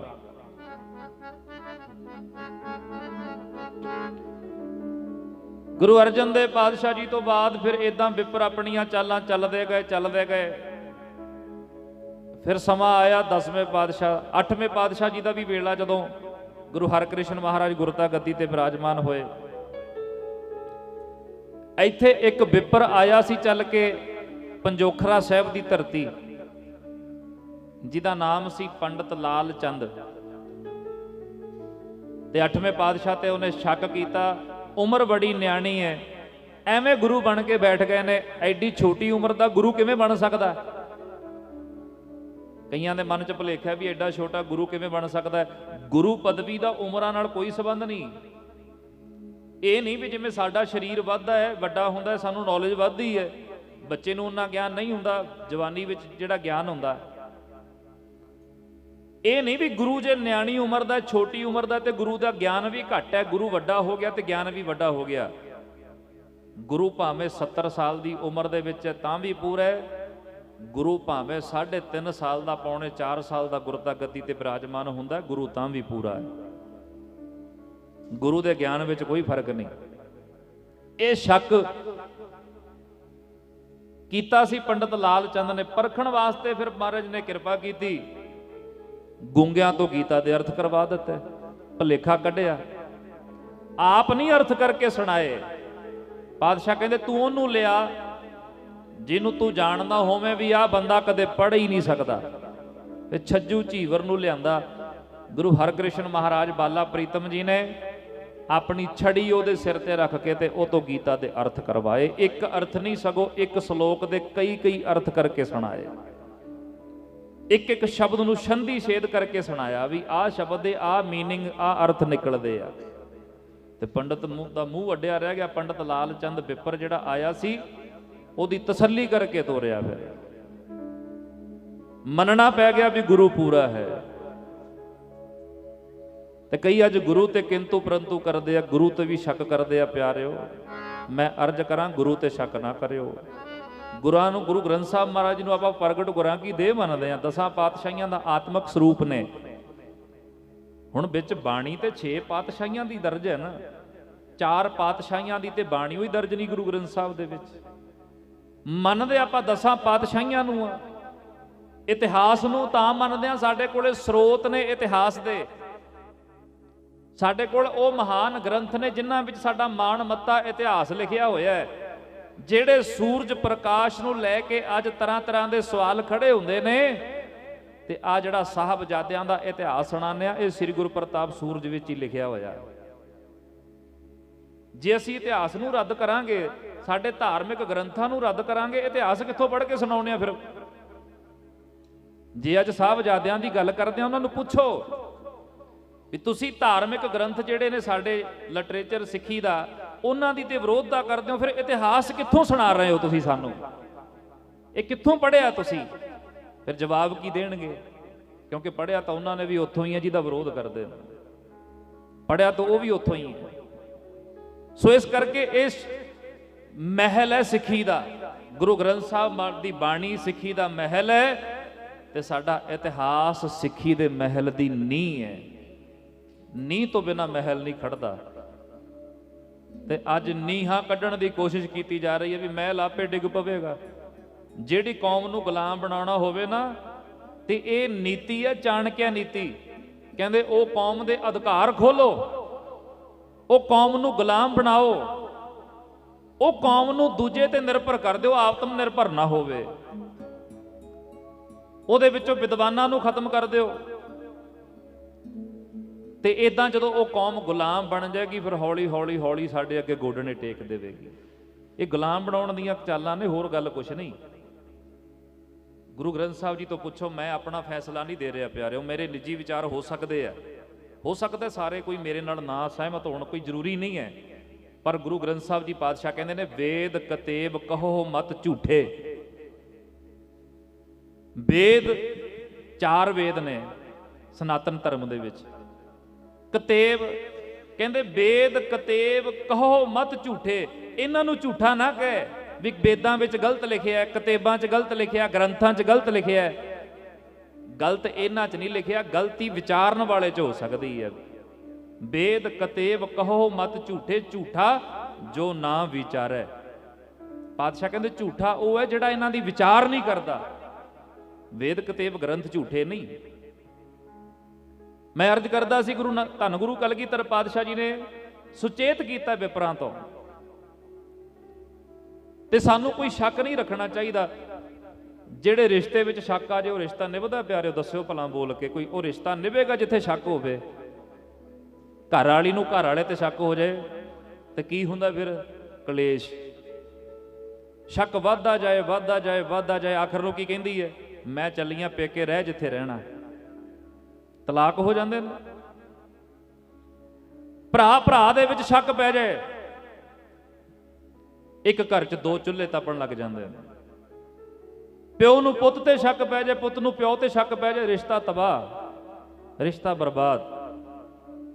ਤੇ ਜੇ ਸਿੱਖ ਨੂੰ ਗੁਰੂ ਤੇ ਸ਼ੱਕ ਹੋ ਜਾਏ, ਸਿੱਖ ਦਾ ਫਰਜ਼ ਨਹੀਂ ਬਣਦਾ ਗੁਰੂ ਤੇ ਸ਼ੱਕ ਕਰੇ, ਗੁਰੂ ਤੇ ਭਾਵਨਾ ਬਣਾਵੇ। ਤੇ ਜੇ ਸ਼ੱਕ ਬਣ ਜਾਏ ਨਾ, ਜੇ ਸ਼ੱਕ ਆ ਜਾਏ ਤੇ ਗੁਰਮੁਖ ਪਿਆਰਿਓ ਉੱਥੇ ਰਿਸ਼ਤਾ ਨਹੀਂ ਰਹਿੰਦਾ, ਪਿਆਰ ਨਹੀਂ ਰਹਿੰਦਾ, ਭਾਵਨਾ ਨਹੀਂ ਰਹਿੰਦੀ। ਇਹ ਮਾਰਗ ਭਾਵਨਾ ਦਾ ਹੈ, ਇਹ ਰਸਤਾ ਪਿਆਰ ਦਾ ਹੈ, ਸ਼ੱਕ ਦਾ ਨਹੀਂ। ਗੁਰੂ ਤੇ ਕਾਹਦਾ ਸ਼ੱਕ ਕਰਨਾ? ਗੁਰੂ ਤੇ ਭਾਵਨਾ ਬਣਾਈਏ। ਤੇ ਮਹਾਰਾਜ ਨੇ ਕਿੰਨਾ ਸਾਨੂੰ ਬਾਣੀ ਵਿੱਚ ਵੀ ਸਮਝਾਇਆ ਕਿ ਭਾਈ ਗੁਰੂ ਪੂਰਾ ਹੈ, ਗੁਰੂ ਪੂਰੇ ਤੇ ਭਰੋਸਾ ਕਰ।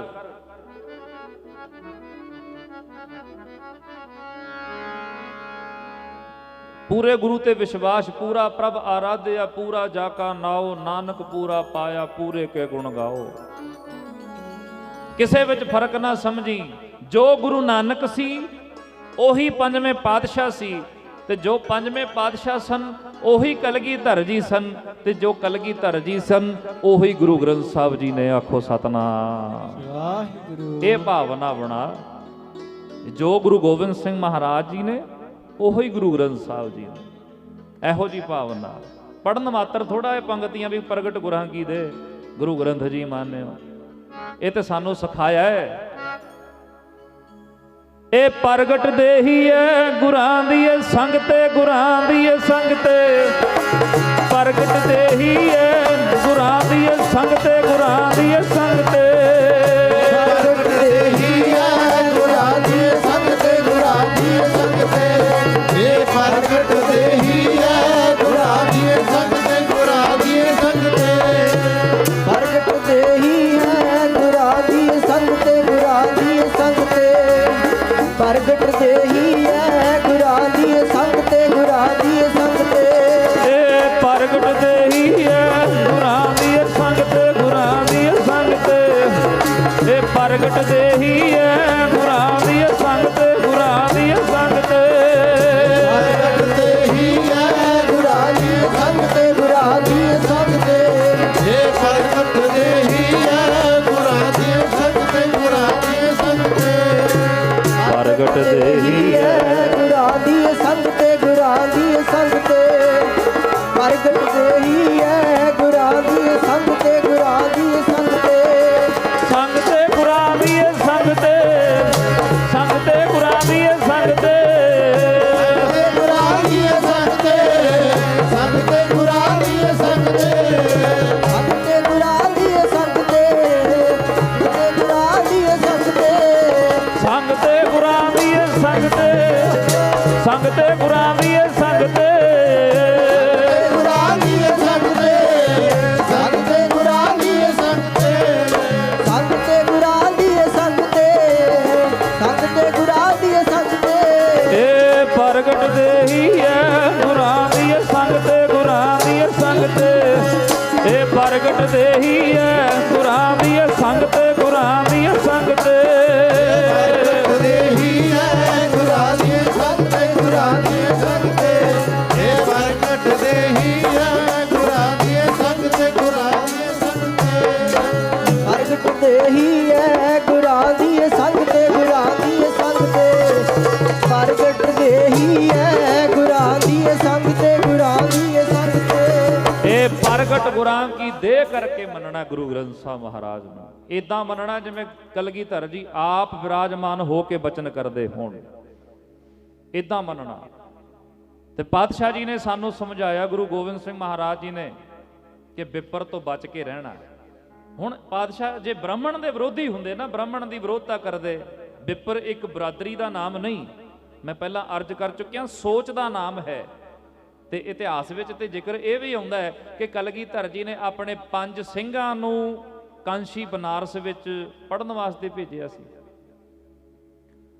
5 ਸਿੰਘਾਂ ਨੂੰ ਵਿਦਿਆ ਪੜ੍ਹਨ ਵਾਸਤੇ ਕਾਂਸ਼ੀ ਬਨਾਰਸ ਭੇਜਿਆ ਵੀ ਪੜ੍ਹ ਕੇ ਆਓ। ਹੁਣ ਕਮਾਲ ਦੀ ਗੱਲ ਇਹ ਹੈ, ਜਿਹੜੇ ਗੁਰੂ ਸਾਹਿਬ ਸੰਸਕ੍ਰਿਤ ਦੇ ਮਾਹਰ ਨੇ, ਬ੍ਰਿਜ ਭਾਸ਼ਾ ਦੇ ਮਾਹਰ ਨੇ, ਅਰਬੀ ਫਾਰਸੀ ਦੇ ਮਾਹਰ ਨੇ, ਉਹ ਆਪਣੇ ਸਿੱਖਾਂ ਨੂੰ ਖੁਦ ਨਹੀਂ ਸੀ ਪੜ੍ਹਾ ਸਕਦੇ। ਕਲਗੀਧਰ ਆਪ ਵੀ ਤੇ ਪੜ੍ਹਾ ਸਕਦੇ ਸੀ। ਉਹ ਕੇਵਲ ਪੜ੍ਹਾਉਣ ਲਈ ਨਹੀਂ ਭੇਜੇ, ਉੱਥੇ ਉਹ ਸਿਸਟਮ ਦਾ ਪਤਾ ਲੱਗ ਜਾਏ ਵੀ ਵਿਪਰ ਚਾਹੁੰਦਾ ਕੀ ਹੈ। ਆਖੋ ਸਤਨਾਮ।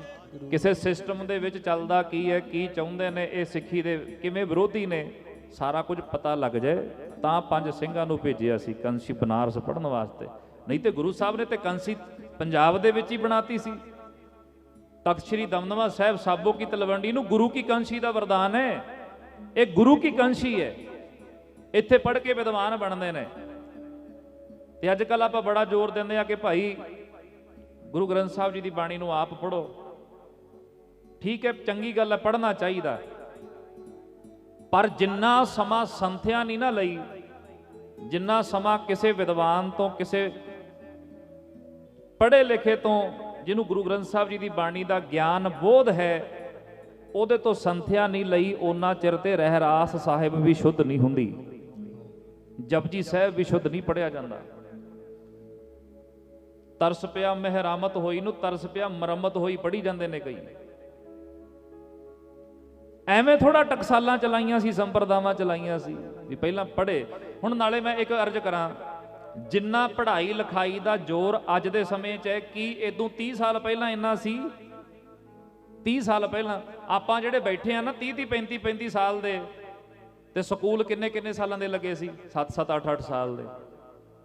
7 8 ਸਾਲ ਦੇ ਨੂੰ ਨਿਆਣੇ ਨੂੰ ਘਰੇ ਹੀ ਰੱਖਦੇ ਸੀ।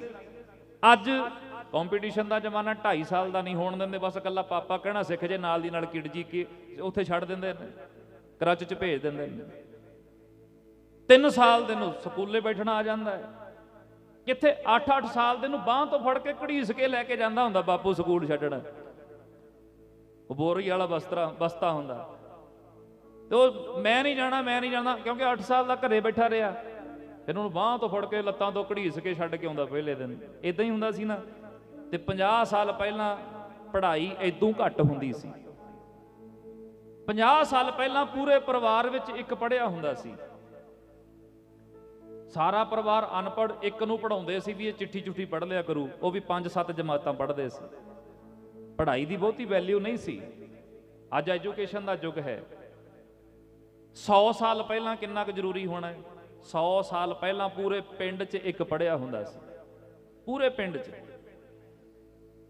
ਤੇ 300 ਜਦੋਂ ਗੁਰੂ ਸਾਹਿਬਾਨ ਨੇ ਗੁਰੂ ਗ੍ਰੰਥ ਸਾਹਿਬ ਸੱਚੇ ਪਾਤਸ਼ਾਹ ਜੀ ਦੀ ਸੰਪਾਦਨਾ ਕੀਤੀ ਹੈ, ਉਦੋਂ ਤੇ ਬਹੁਤ ਵਿਰਲੇ ਪੜ੍ਹੇ ਹੁੰਦੇ ਸੀ। ਸਾਨੂੰ ਸਾਡੇ ਬਜ਼ੁਰਗ ਉਧਰ ਦੱਸਦੇ ਸੀ, ਕਹਿੰਦੇ ਸਾਡੇ ਵੇਖਣ ਦੀ ਗੱਲ ਹੈ, ਸਾਨੂੰ ਪਾਠ ਕਰਨਾ ਨਹੀਂ ਸੀ ਆਉਂਦਾ, ਬਾਣੀ ਪੜ੍ਹਨੀ ਨਹੀਂ ਸੀ ਆਉਂਦੀ। ਅਸੀਂ ਗੁਰੂ ਗ੍ਰੰਥ ਸਾਹਿਬ ਦਾ ਸਰੂਪ ਲਾਗੇ ਪਿੰਡ ਵਿੱਚੋਂ ਲਿਆਉਣਾ, ਪੜ੍ਹਨਾ ਕਿਸੇ ਨੂੰ ਆਉਂਦਾ ਨਹੀਂ, ਗ੍ਰੰਥੀ ਕੋਈ ਮਿਲਦਾ ਨਹੀਂ ਸੀ ਹੁੰਦਾ, ਵਿਰਲਾ ਗ੍ਰੰਥੀ ਹੁੰਦਾ ਸੀ। ਤੇ ਅਸੀਂ ਕੀ ਕਰਦੇ?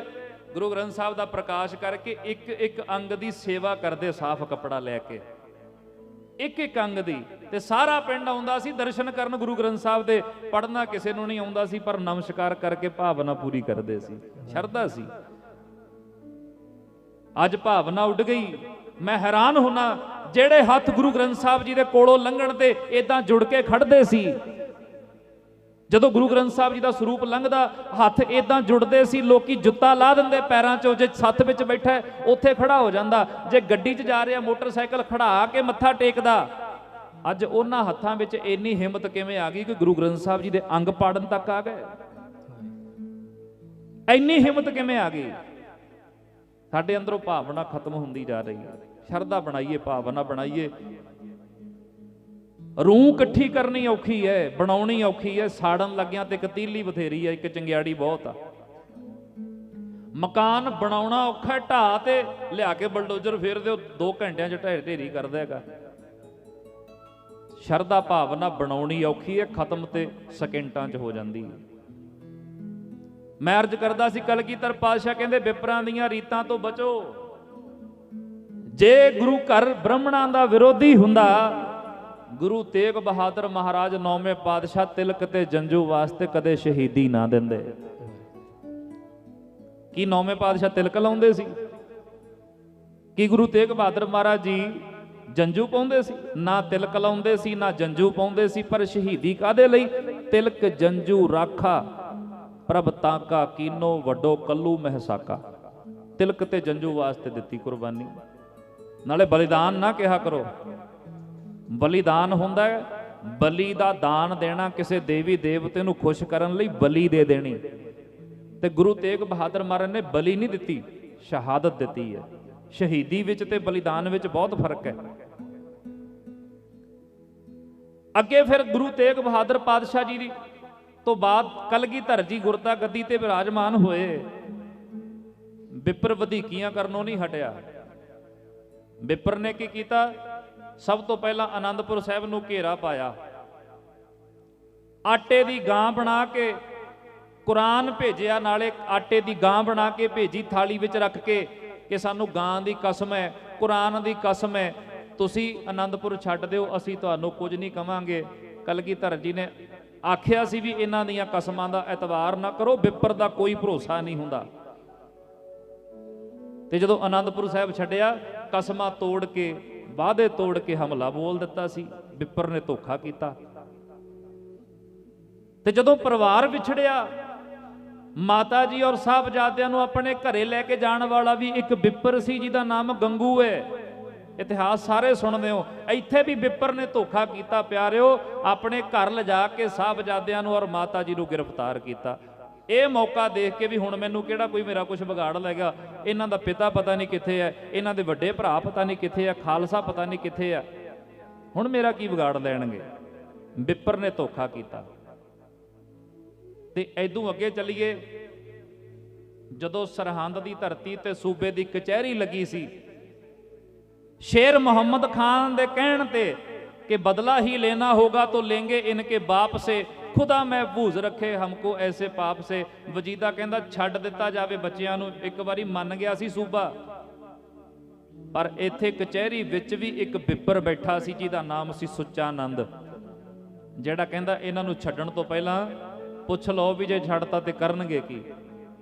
ते कलगीधर पातशाह जी दे साहबजादियां नूं नीहां विच चुणाउण विच एक बिपर का बहुत बड़ा योगदान है, जिन्हों आप सुच्चा आनंद कहने।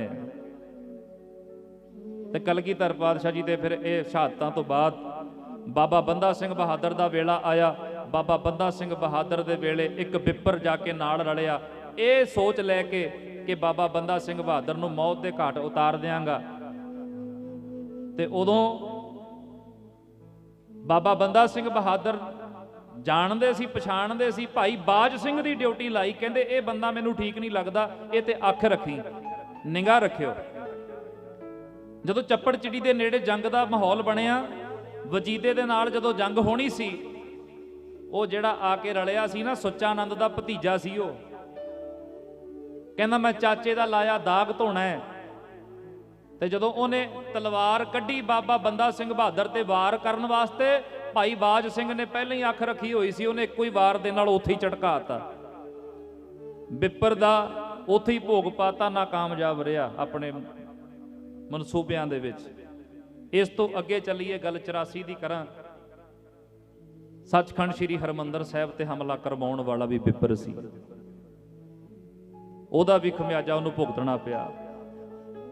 अज तक ये बिपरां दीयां चालां ਉਸੇ ਤਰ੍ਹਾਂ ਵਿਪਰ ਆਪਣੇ ਕੰਮ ਤੇ ਜ਼ੋਰ ਦਿੱਤਾ ਹੋਇਆ ਅੱਜ ਬਹੁਤਾ ਹੀ ਹੈ, ਕਿਉਂਕਿ ਅੱਜ ਪਤਾ ਹੈ ਵੀ ਸਿੱਖਾਂ ਦਾ ਆਪਸ ਵਿੱਚ ਐਦਾਂ ਅਸੀਂ ਖਖੜੀ ਕਰੇਲੇ ਹੋਏ ਪਏ ਆ, ਸਾਡਾ ਕੋਈ ਵਾਲੀ, ਇਹ ਪਹਿਲੀ ਵਾਰ ਕੌਮ ਤੇ ਇਦਾਂ ਦੀ ਹਾਲਤ ਬਣੀ ਹੈ। ਇਹ ਗੰਭੀਰਤਾ ਵਾਲਾ ਮੁੱਦਾ ਹੈ, ਪਹਿਲੀ ਵਾਰ ਕੌਮ ਤੇ ਇਦਾਂ ਦੇ ਹਾਲਾਤ ਬਣੇ ਆ ਵੀ ਸਾਡੇ ਕੋਲ ਐਸਾ ਲੀਡਰ ਇੱਕ ਵੀ ਨਹੀਂ ਜਿਹੜਾ ਇੱਕ ਜਣਾ ਸਟੇਜ ਤੋਂ ਇੱਕ ਮਾਈਕ ਤੋਂ ਬੋਲੇ ਤੇ ਸਾਰੀ ਕੌਮ ਉਹਦਾ ਕਿਹਾ ਮੰਨੇ। ਹੈ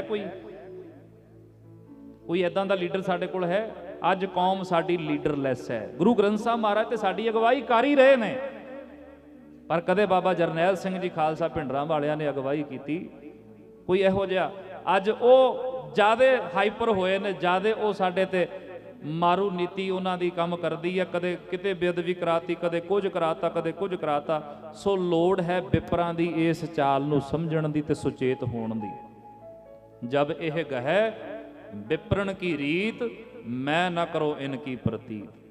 ਕਲਗੀਧਰ ਪਾਤਸ਼ਾਹ ਕਹਿੰਦੇ ਨੇ ਵਿਪਰਾਂ ਦੀ ਸੋਚ ਤੋਂ ਬਚ ਕੇ ਰਹੋ, ਗੁਰੂ ਗ੍ਰੰਥ ਸਾਹਿਬ ਜੀ ਦਾ ਆਸਰਾ ਤੱਕਿਓ, ਬਾਣੀ ਦੇ ਨਾਲ ਜੁੜਿਓ, ਤੇ ਜਿਹੜੇ ਬਾਣੀ ਦਾ ਓਟ ਆਸਰਾ ਤੱਕਦੇ ਨੇ ਗੁਰੂ ਉਹਨਾਂ ਦੇ ਅੰਗ ਸੰਗ ਹੈ। ਦੁਕਾਲੰਗ ਪ੍ਰਣਾਸੀ ਦਇਆਲੰਗ ਸਰੂਪੇ ਸਦਾ ਅੰਗ ਸੰਗੇ ਅਪੰਗੰਗ ਵਿਭੂਤੇ। ਦਿੱਤਾ ਸਮਾਂ ਸਮਾਪਤ ਹੈ। ਸਾਡਾ ਸਤਿਕਾਰਯੋਗ ਕਵਿਸ਼ਰੀ ਜਥਾ ਘੱਲ ਕਲਾਂ ਵਾਲੇ ਸਿੰਘ ਉਹ ਆਪ ਜੀ ਦੀ ਸੇਵਾ ਵਿੱਚ ਹਾਜ਼ਰ ਨੇ। ਅਗਲਾ ਸਮਾਂ ਉਹਨਾਂ ਤੋਂ ਆਪਾਂ ਸਰਵਣ ਕਰਨਾ ਹੈ। ਸੋ ਇੰਨਾ ਸਮਾਂ ਬੇਅੰਤ ਵਿਚਾਰਾਂ ਆਪ ਜੀ ਦੇ ਚਰਨਾਂ ਵਿੱਚ, ਸਮਾਂ ਸੀਮਤ ਸੀ, ਜਿੰਨੀਆਂ ਵੀ ਵਿਚਾਰਾਂ ਹੋਈਆਂ ਨੇ ਗੁਰਮਤਿ ਅਨੁਸਾਰ ਹੋਈਆਂ ਵਿਚਾਰਾਂ ਨੂੰ ਗ੍ਰਹਿਣ ਕਰਨ ਦੀ ਕਿਰਪਾਲਤਾ ਕਰਨੀ। ਸੋ ਆਓ ਅਗਲਾ ਸਮਾਂ ਭਾਈ ਸਾਹਿਬ ਜੀ ਹੋਣਾ ਕੋਲੋਂ ਸਰਵਣ ਕਰੋ ਜੀ। ਸਾਰੀ ਸੰਗਤ ਗੱਜ ਕੇ ਫਤਿਹ ਬੁਲਾਓ, ਗੁਰੂ ਗ੍ਰੰਥ ਸਾਹਿਬ ਬਖਸ਼ ਦੇਣ। ਸਾਰੀ ਸੰਗਤ ਕਿਰਪਾ ਕਰੋ ਜੀ। ਆਖੋ ਵਾਹਿਗੁਰੂ ਜੀ ਕਾ ਖਾਲਸਾ, ਵਾਹਿਗੁਰੂ ਜੀ ਕੀ ਫਤਿਹ।